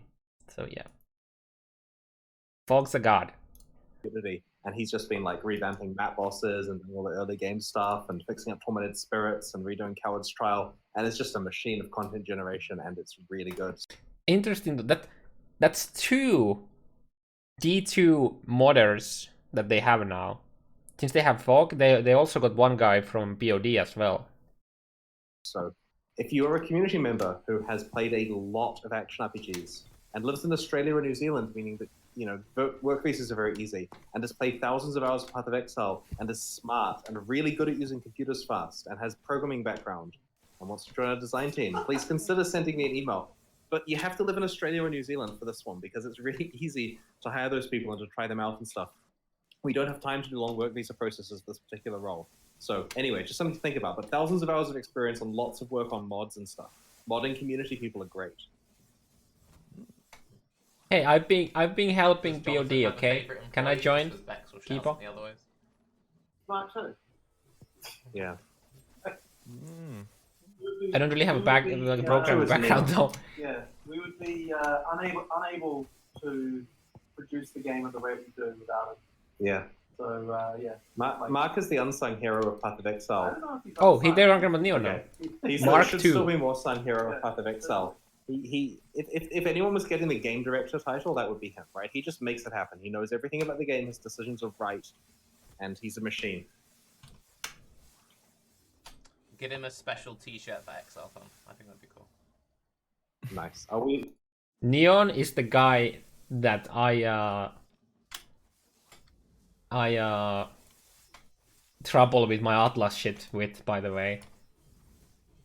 This also shares some light why he would like there was a bug, not this patch, but I think it was the previous patch, where dude was just enjoying some POE. I think it was on a Sunday night. It might have been like 1 a.m. or like something like that for him. And then I like discovered the bug, and then I told him about it, and the dude literally left to office to fix that bug, and it was like fixed like within like 12 hours. I felt a bit bad for him, but like that shows some dedication the dude has.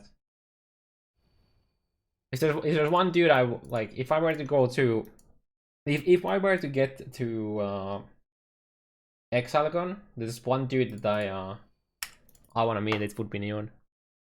We have special t-shirts. Yeah, and of course Bex needs a mention as well, you know, because she asked the question. Thank you for the question, Bex. Okay, so it's getting more into like the future of PoE section we have. So I was given this short sentence. Each league adds more mental overhead and more content to progress through, requiring more playtime to get where you were the previous league. Are you happy with this trend for the game? You know what's interesting now? Yo, Tarky, are you still around? That was the heavily rephrased question that I gave, and now you didn't name drop me there. What's the reason behind here, huh? You do it for the first one, but not for the second one. Where's your consistency, sir? I touched on this before when we were discussing the amount of. Sorry, I'm playing Dead Cells. I can't hear him. But anyway, I touched on this before. Let's check out how that boss is going. Take your time. Gaming I don't think I've platform, seen by this the one way. before. Spoilers. Yeah, I was saying I touched on this before when I was talking about Pretending how, to be AFK. The problem that we understand is that the amount of that optional content and wanting to do sort of one thing at a time more rather than having any of that stuff come up at the same time. So I think that whatever system we come up with to address that will hopefully address that concern also. That's kind of basically my answer. Like see the answer of that other question, I guess. Okay. Now I'm just checking out to see if he finishes the boss. Well, it's hard on this one. So. No pressure. we like adding more leagues to the game. We just want to make sure that it's not causing there to be too much stuff and be able to do it any one time, right? Like there was a turning point. Like there was like a while there where people were like, "Oh, I love the fact that like when you go to the map, you could just find anything. Like there's all stuff, and then you hit a Zana, and then you go down a hole." Like everyone was positive about it, and then it turned a corner at some point, like a couple of weeks ago, where it was like too much. So I think what we need to do is be that way where it feels like we're sort of back to like the point where everyone's sort of happy. Like, there's certainly an amount of random thing that people like, and we kind of passed that point. So we just need to kind of rein things in again. I don't think it necessarily means like removing things from the game entirely. It just means like changing when you get that stuff. Jonathan's alluding to some, because in that Q&A when we said we have some ideas we want to talk about in a few weeks regarding this stuff, we had some ideas, we just haven't locked them in yet, so we will do hopefully in the near future, and that's what Jonathan's alluding to there. Just some changes to how this stuff works. Okay. Nice. You kind of answered the next question, so I guess the next thing would be, and it's a bit inflammatory, but what would you say towards the players who view this trend as being an attempt to forcibly increase player retention? In a game that's meant to be played forever, is this even avoidable? The thing that increases player retention and makes people play forever is the game being good. We can't force it by tricking people or having too many systems, right? Like if there's too many systems, the game is bad and they play less. Yeah. So, yeah, I mean, look, I talk about words like retention when I'm doing GDC talks and stuff because that's what people in the industry understand. But at the end of the day, we don't have retention graphs, and like I have to read Reddit to find out how good our Steam numbers are. You know, it's we're not really, Chris. We're not very data driven. We mostly go on gut feeling. You know what's interesting about that? Saying that they're not data driven. Is they've used that as an argument for not doing racing stuff. And I'm pretty sure Reddit is like from what I've seen, most of Reddit would like racing stuff. Maybe it's the vocal minority, but I don't know.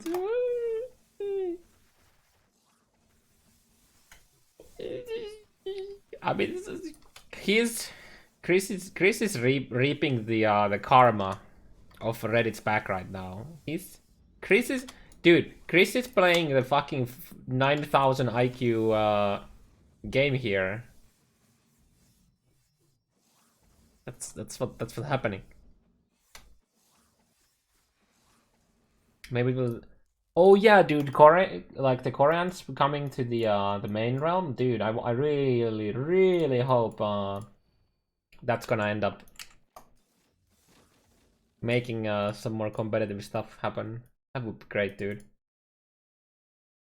I'm all in. I'm all in for that.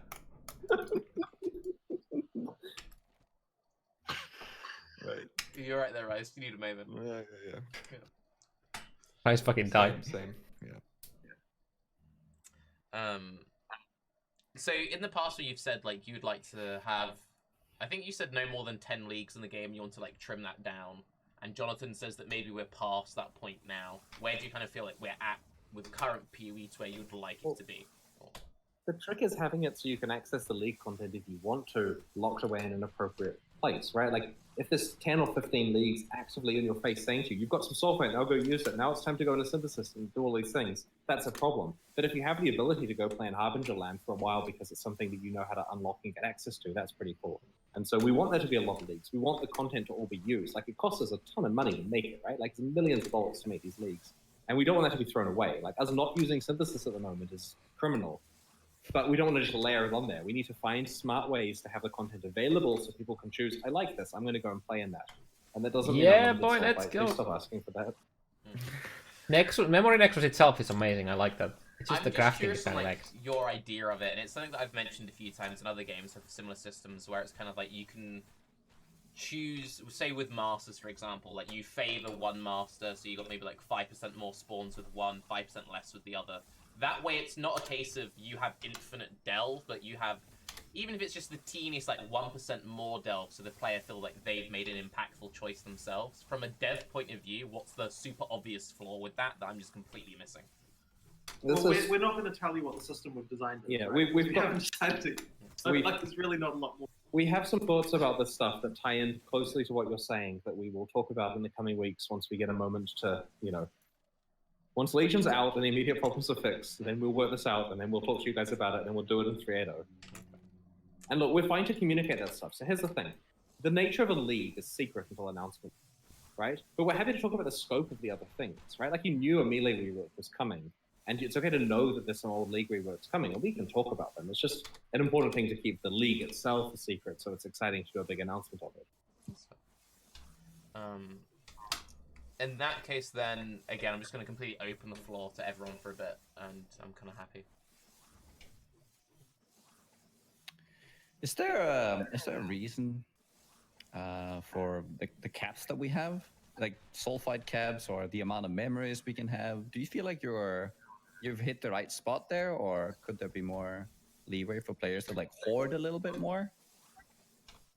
A lot of people often ask for significantly more hoarding so they can just play maps for like an entire week and then play Delve for like 4 days in a row. And that's, while the league was active, that was not something we particularly wanted to promote. We've been a bit more generous with the caps since then. Delve needs some serious just rebalancing at the moment. Like the whole experience of doing the catch-up mechanic and playing Delve in a new league is kind of broken right now. I actually am responsible for that directly. It's quite embarrassing. So I'll have to fix that. But yeah, there's some rebalancing we can do there, and we'll probably see more generous caps over time, right? Like we don't just like by just starting at map offshore level content like this, when we you don't get to wanna maps will control be as carefully as we insane do when it was an big actual thing active for it. league.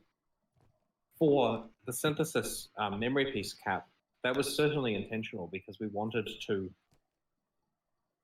make sure people were engaging with the current league mechanic. The synthesis memory board had various other problems. It means it's probably not coming back in exactly that form, so it's pointless for us to debate whether or not the cap would be higher or the same if it were coming back in that form. One question that I've had spammed at me all day so far in chat is there any chance we could maybe see an increase of the current ladder caps and like ladder limits since the player base has ballooned so much over the years? Oh, yeah. You mean the number of people who are displayed on the ladder on the website? Yeah. I'll bring it up with the guys. I mean, we have all sorts of fun tech limits behind the scenes that cause problems. Like Probably. yeah, Jonathan feels optimistic, so that's good. There are these. Okay, let's talk briefly about guild limits and friends limits, right? Ooh. So we have them set at certain points. This isn't positive. Don't get your hopes up. Oh, we have them set really? at certain points. No. And the scary thing with this kind of stuff is we get asked frequently to increase these, right? Everyone wants more friends. Everyone wants more larger guilds. The problem is we only find out that it wrecks everything at the point that it's too late. Like, let's say you got 100 friends. So we say, let's make it 150. So we have a launch, and then everything breaks.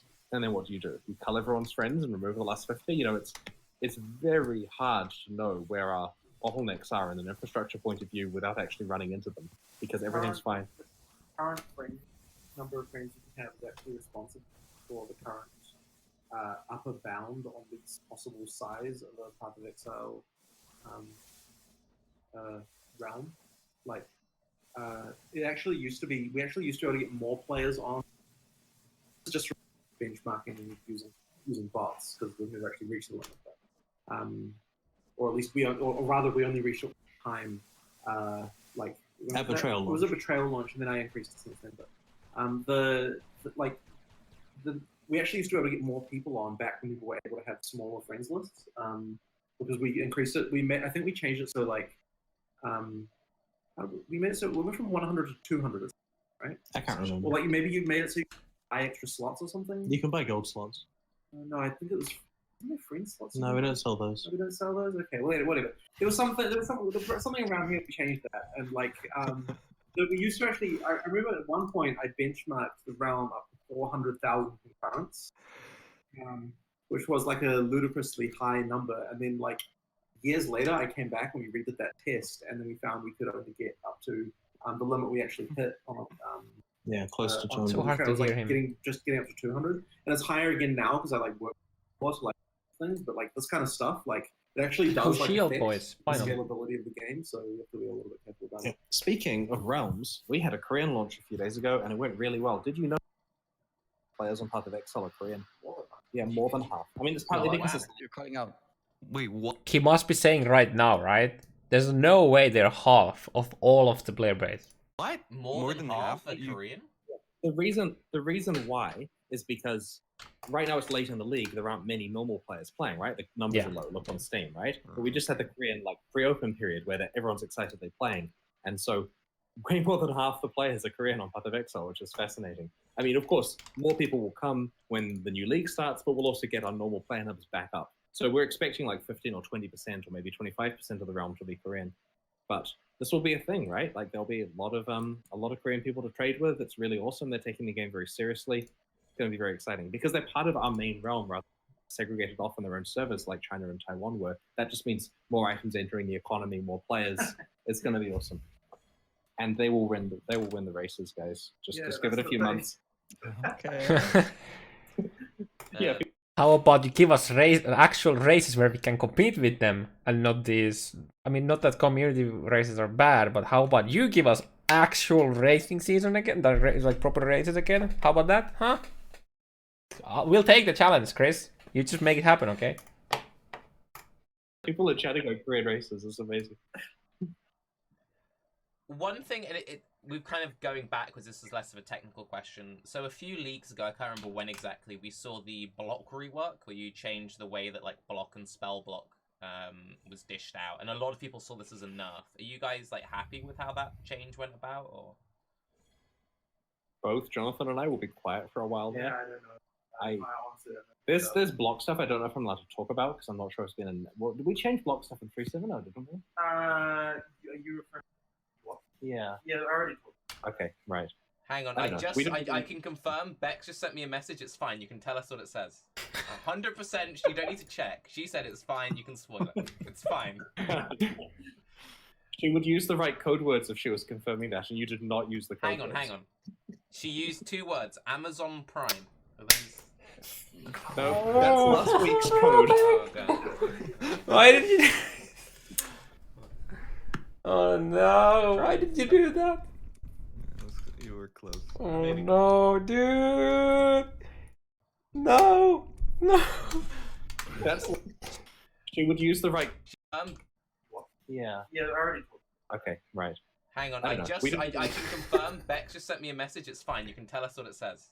100%, you don't need to It was a check. good She attempt, said though. It's fine, you can spoil it. It's fine. She would use the right code words if she was confirming that, and you did not use the code Hang on, words. hang on. She used 2 words, Amazon Prime. I mean- Those- that was like butter fucking smooth though. I think, but god damn it. Tarky, please. No, that's last week's code. Oh, damn.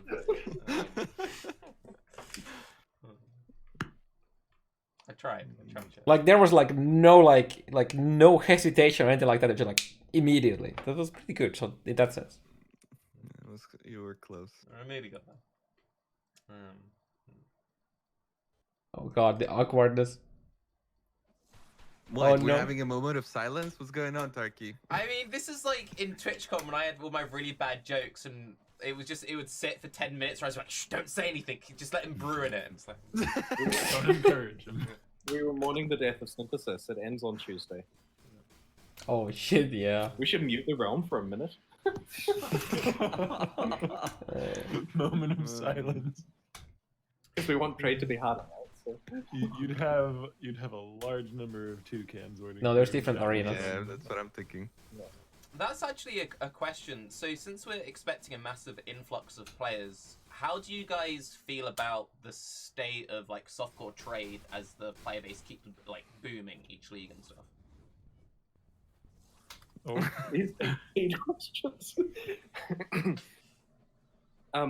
Yeah, look, trade's a big complicated topic. We've covered in the manifesto. There are rough edges that we need to improve there. I hear it's a little better in hardcore. Wow. Define better. Oh When my you god. get trades. Oh my goodness. It's pretty rough, you know. It gets pretty tough finding people to trade with. we are sympathetic to this and have discussed many plans internally that have all failed, right? Like we sat down and we said, okay, guys, what would it be like to add a map marketplace, right? We even called it like the Zana Zone, the cartography corner, right? Like we came up with names for this, right? The way to trade maps. And we tried. We wanted to have an announcement where we go, look, guys, we made a trade thing for you.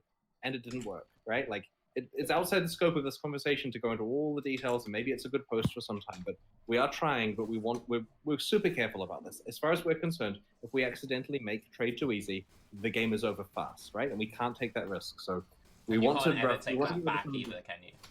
Yeah. I mean, look, we kind of got conned into trade being like how it is at the moment, right? Like there's a string of events here that led to fast That is trade. so And I tanky, understand dude. there's problems with it, right? Like me calling it fast seems like I'm, not seeing how it actually is. But right now, realistically, when a league starts, you can skip forward to your end game gear within a few days, right? People are finishing their builds fast, and that's not great for the game.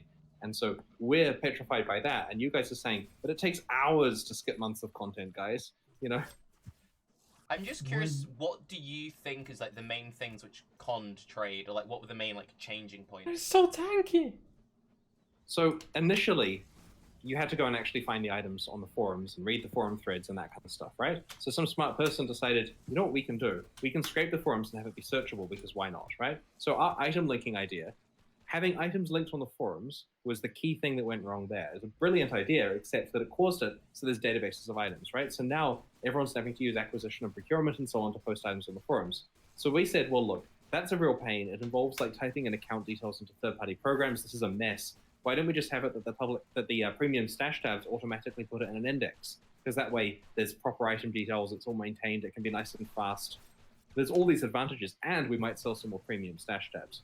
The problem is, because we now made that a paid feature, we can't turn it off. People have paid for that. I don't want to refund $10 million of premium tabs because we turn that feature off, right? It's not gonna happen. And so now we're stuck like this. That now there's an indexable database of items that's just going to be available for people to instantly find what they want. Would a more Interesting. GGG accurate, a more ideal from your perspective version of trade look something closer to like what we have on console, where you've had a more controlled environment to implement a vision of trade? The plan with the console trade, the trade market as it's called there, is the concept of like going through a garage sale where there's treasures hidden among a pile of junk, right? Like you want to find rare rings, you search up rare rings, and there's tons of them. You flick through them and find one that's good. And it's meant to be hard to find, but fast to actually do. So with POE.trade and pathofexile.com/trade, it's very fast to find an item, and then it's a pain to actually go and get the guy to be online and selling it to you. And for the console version, it's a real pain to find the item you want, and then you just make an offer and get it real fast because there's a proper like cross-instance kind of, very fast asynchronous trade thing there. We don't want to combine the two. We do not want it so that you pick an item, like you search for your thing, it's there, you click the button, you've got it, right? Now, it's funny because when people ask for an auction house, I personally would not be opposed to actually having 24-hour, 48-hour auctions on items, right? That's a cool sort. I'm going to bid a bunch of exalts on it. Oh no, someone's outbid me. That's a fun experience, and it taking 48 hours to get the item means that you can still do upgrades to your character and you can look forward to them, but it's not a thing where you just quickly transcend to the best character. Though I understand this is terrible for currency trades and map trades and that kind of stuff. And people aren't asking for actual auctions. They're wanting a buyout house, I mean, that's what it used to be, and people naturally transitioned to the options that you guys seem to dislike now, so... And it's kind of interesting. Like, I buy a lot of Magic the Gathering cards today, and most people use buyouts, right? The actual concept of having an auction where for a week you outbid people and there's strategy to it and cool stuff like that, that's rare. It's a lot of fun, but most people just put a price on it and say, I'm a shop, buy my thing. Because that's how online shopping is these days. There's a price, and to some extent we're finding that in Path of Exile. On the theme of easy to answer questions, with all the like legislation that's being pushed with the loot boxes at the moment, I'm just curious how you guys feel about loot boxes in PoE at the moment. I don't think loot boxes, the way GGG is doing loot boxes is fine when it comes to the that issue that Tarky is talking about. I don't think they're gonna have any issues with that. They have a pretty, I guess, ethical way of making. You can't trade them between players. I think they have disclosed the chances of what you get from them. They are available in the store after they are no longer like in the boxes, and then the game isn't really targeted at minors either, I guess. Which is like one of the issues. Yeah. From a legal point of view, we're compliant and we're not worried about changes in legislation, but behind the scenes, we are looking at other monetization alternatives. Like, okay, let's be honest here, right? Let's talk about battle passes for a second, because this is a fun one. So we've looked into making a battle pass system for part of Exile, like Fortnite and stuff, right? And the problem is, we have a challenge system already that already gives out free rewards at certain points, right? So let's talk about what would a battle pass look like, right? So the way they work in these other games is you buy it, and it gives you a bunch of challenges, and then you complete the challenges and get stuff, but you can also pay to complete the challenges, right? So there's many problems here. Number one, if we don't give you the current 40 challenges for free, then we've taken away something in order to sell it to you, so that's not happening. Number two, if we don't give you the current challenge rewards you're getting for free, then we've taken away something, which is bad. Number three, we already have supporter packs to buy per league. And if we take the things out of the supporter packs and make you have to complete challenges to get them, we've made it worse for you, which is bad. Number four, we don't have enough micro creation capacity to make a battle pass and also have the mystery box at the same time. So we have to turn off the... GGG is really good at not taking away things from us, which I feel like a lot of other companies kind of fuck up with their things. Like they previously had something that's like, fuck it guys, we're gonna just milk money out of you from basically the thing that you got before. The mystery box and do a battle pass, which might be bad. And the list of bad goes on and on and on. And so we haven't been able to actually make this a system because we don't want to hurt our current users. Like, we don't want to take away the concept of there being 40 challenges and cool rewards. And the monolith rewards, the monolith set as it's called, from Legion are really, really awesome. You'll love the challenge rewards. I don't know if they've been shown yet. I'm pretty sure they haven't, but yeah, they'll be really cool. Bex will be showing them in a few days. So because of all of this, it's really hard to do a battle pass thing, but we're trying to do this behind the scenes. We're trying to find a way for it to work so that we can replace mystery boxes at the point that legislation requires it.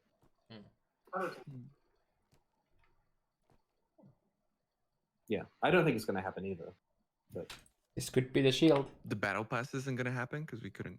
I don't think that the legislation's going to. Yeah, the legislation won't affect the Exile mystery boxes because we're not targeting children. We don't have pay to win elements in there. There's the odds are disclosed. Like, it's the items. They're not tradable. Yeah, they're not tradable. The items become on sale in the general store later. Like, there's a lot of things that we're doing that aren't bad, like some games. Mm-hmm. The only thing we're doing that's bad is the duplicates thing, and that enables them to be super cheap. And people are aware of it, and it's very publicly disclosed. And we are. That's actually really good for someone who just was like, maybe I'll just toss like one. Like, for someone who doesn't have an issue with, you buy one and just like, fuck, I need to get more. For people like that, like, for example, whenever, like, I usually get like one box from the, you buy something and you get 3 box from that. I don't have any issues with that. Like, I don't feel like I need to get more. But again, of course, that is an issue for a lot of people. Looking at alternatives of stuff you can do with your duplicate micros over time. But for a person like me, the system like this right now is it actually that bad? But then again, I don't get all of the MTX out of it because of that. I'm pretty fulfilled. I have a quick one. Something we haven't heard in a long time. Someone just mentioned in chat. Are there any secret recipes still to uncover? If there aren't, we'll have to add some. I came up with some cool secret stuff and the team shot me down, so I'm sad about that. But we'll get some more stuff. Whoa. Yo, more shit. Let's go. Well, I need a WoW Classic key, so I'm gonna have to mention this. You did talk about Diablo 3 and like items specifically dropping for the certain character type. And I was just wondering, because a lot of players very frequently come to me and they ask, how do you price items? How do you get an idea? And the feedback that I usually give them is just play a certain character and then you learn how these items are priced for that specific character or that specific type. So maybe somebody's playing something with like weapon elemental damage or elemental damage with attacks. And then they kind of move on to the next one. Have you guys looked into maybe methods of players getting like a better idea of how much their items are worth just for the hype factor? Because very frequently people will even vendor an item that could potentially earn them a lot, and then they go on Reddit and complain how they never find anything. To some extent, skill and pricing is as important as skill playing the game. And I know it sounds terrible, and I don't want players to take advantage of each other, but if we held the hand too much, then people lose the ability to actually learn how to price stuff properly. Like, whatever system we come up with that helps you with your pricing isn't going to be foolproof. Path of Exile has insane weird items that you need, right? Like, for some reason, +3 to some type of skill is suddenly relevant, or various other bits and pieces. It isn't as simple as some games where it's a matter of going, there are 8 attributes and my class needs these 3 and I want the numbers to be big. So we aren't helping people with item pricing, partly because seeing good deals and taking advantage of them is a skill that's important, right? Like, it's fun to flip things. I mean, I know like currency flipping and stuff is seen as negative, but it is fun to say, this is item priced really well. I'm going to get it and I'm going to resell it and make a profit. That's an end game play style that some people play. And these weird things like being a good labyrinth farmer or being a good trader are supported play styles that we think are very important, in addition to being good at clicking on monsters fast. I think something that Rise said towards the end of that question, though, sort of ties into part of the community reaction to synthesis as a whole, though, which is that it can often be very difficult to get excited about a drop that's so obscure as a drop can be in Path of Exile. I don't know. It's a hard thing to fight while still having those niche items that are super valuable, but I think it is part of the reason why like nobody got excited over fractured items, or only people who took the time to go and read through a database did. Yeah, I understand. And we care about the main drop pool and Path of Exile being exciting. Like, a thing I'm often talking to the team about is what can we do to make it so that when you kill a regular monster, items drop that are immediately exciting to you. And this is like a few leagues ago, we put Time-Worn Relics back in, like, the second time we were using them. And that was a bit of a mistake because it caused way too many powerful items to get into the economy via that method too early. Like, they were just too common. But the concept of having things that are in the main drop pool you can be excited about, so killing monsters is a rewarding experience, and you know that you found something cool immediately without having to read the mods between the lines and work out what some niche build uses. I really want to work on that, and so that's why more chase uniques like Skyforth and stuff should be made over time and should be put in the main Yes, pool. let's go. And every time we hide stuff behind a League reward, like, there's a bunch of cool stuff you find in Legion, but that's not in the main drop pool, right? You can't kill a regular white monster and get a Legion jewel. But you should be able to get new stuff in each league that's exciting, and that's certainly something we'll see more of in the future. Is that part of the thrust behind designing incubators, as having that sort of ticking time bomb of eventually the white mob is going to drop something cool? And it's not actually the white mob dropping it, but it's the 10,000th white mob that you kill. Sure, it certainly helps. It certainly helps. But the incubators themselves only come from flagged monsters and legions, so... Yeah, I guess.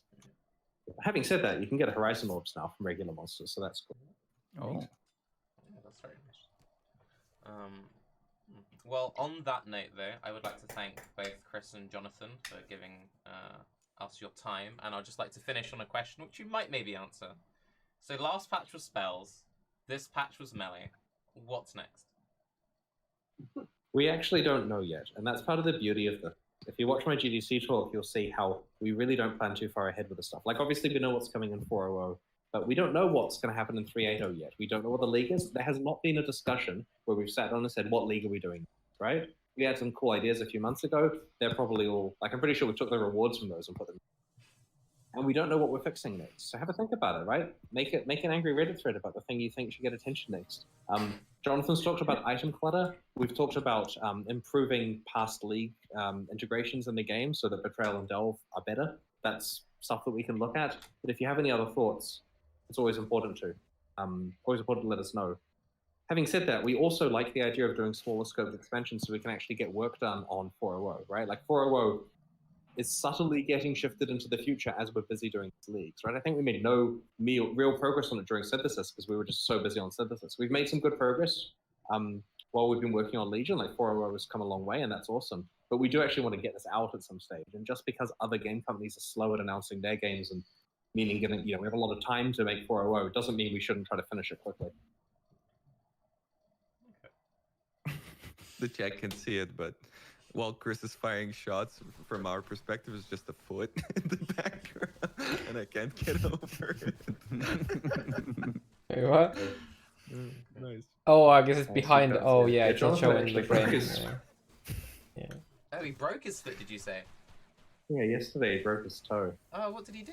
When, Oh, shit. Oh. I think he walked into something, but it's he kicked a door jam. It's terrible. But this means that, like, earlier when I said, hey, I need an extension cord for my laptop, he had to go and get his crutches and, like, walk around and find me an extension cord. Poor guy. Well, Poor I hope, Jonathan. Jonathan has a quick recovery and I guess get some sleep, and I'll see you guys, you know, post 3.7. Yeah, well, thanks very much, guys. It's been awesome being on here, and I hope you guys really enjoyed it. Yeah, it's going to be a good, so let us know what you think. Thank you very much for coming on, and I'll catch you later. Thanks. Thanks very much. Have a good one. Bye. Okay, so that stopped recording. I'll drop the call so you can get with your business. But thank you very much for that. And actually, if you just want to leave the call, and then What? Oh, I can drop. What? It's just if I drop the call, you'll keep chatting, and I'll feel bad. So you can. What? Just want to if you. I'll drop the call so you can get with your business. But thank you very much for that. And actually, if you just want to leave the call, and then I can chat with the others. Oh, I can drop. What? It's just if I drop the call, you'll keep chatting, and I'll feel bad. So you can leave whenever you want to How leave. bad basically. can you make this, Tarky? Look, Jesus right. Christ. The thing is, right? Outros Like, are hard, Outros right? are really difficult. Outros You are can hang hard. around for as long as you want. I never thought you could mess it up more than See you, last time. Chris. See you later. He actually left. Nope, dude. I just left. What the Oh, fuck? God. Tarky? He said no and left, dude. Holy shit. No, you hang up. No, Savage. you hang up. No, you hang up. No, that wasn't a you Oh, hang up. no. You hang up. It was you hang up. Okay, and then he left, Oh, dude. I feel That's bad. what you did. I feel bad. Oh shit. Yeah, dude. Oh my goodness. Sort of ticking time bomb of Yeah. Well, I'm pretty happy. I'm pretty. The Oh feedback that I no, usually- Tarky, no. Thanks.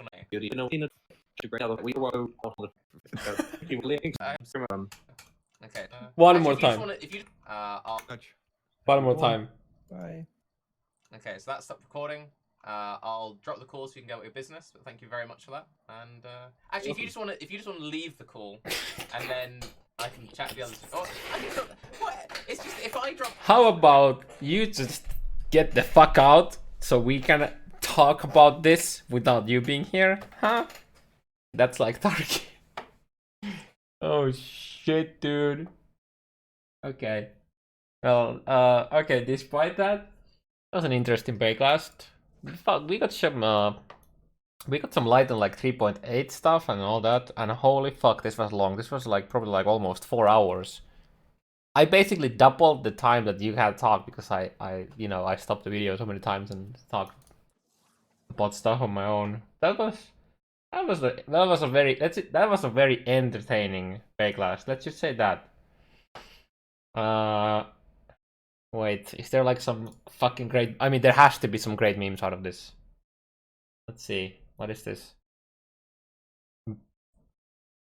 Beg's Twitter post. And in a fit of unbridled gamer rage, TarkeCat yells to Chris Wilson, "Get the hell off my podcast!" as Pete froths at the corner of his mouth. The chat reels in horror. The wheat stocks plummet suddenly on fire.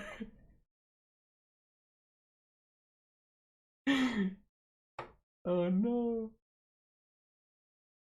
Ooh. Thank you very much for coming on, and I'll catch you later. Thanks. Thanks very much. have a good one. Bye. Okay, so that stopped recording.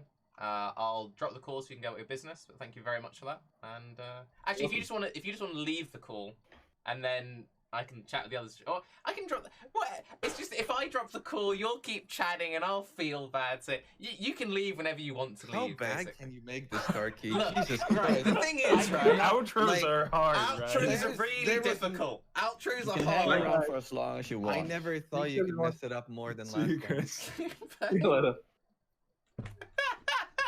Oh He no. actually left, dude. What the fuck, Tarky? He said no and left, dude. Holy shit. No, Alright. you hang up. Savage. No, you hang up. No, you hang up. No, that wasn't a you hang up. No, you hang up. It was you hang up. Okay, and then he left, dude. Oh, I feel- Oh shit, that was great. I wish I was there. I was. I want. I want to. You know what? You know what? I'm gonna go and watch the chat of that. I wanna see what the chat was like. But yeah, it was an entertaining Baeclast. I don't think I have any. I don't think I have any words left. I think I exhausted my opinions during the Baeclast, and I talked a lot. There's some interesting discussions, and yeah. Oh god, dude. Deal with you. Oh shit. Oh yeah, that was good shit. Good job, guys. Good job, Chris. Good job, Jonathan. Jonathan, thanks for man. They're such a good dev, like amazing devs. Like he like openly. Oh fuck, maybe this is like the 10,000 IQ moves from Chris. Also, am I still alive? Yeah, good. Maybe this is like the 10,000 IQ moves from Chris. Like showing that they're vulnerable. Like the stuff with there's weeks to left to go and this fucking cleave doesn't work or something like that. Like Monka, I mean, at least they talk about it, right? But that raises some worries. Yeah, let's hope that they get all their shit together. It was a good Baeclast, and incredibly entertaining one at that.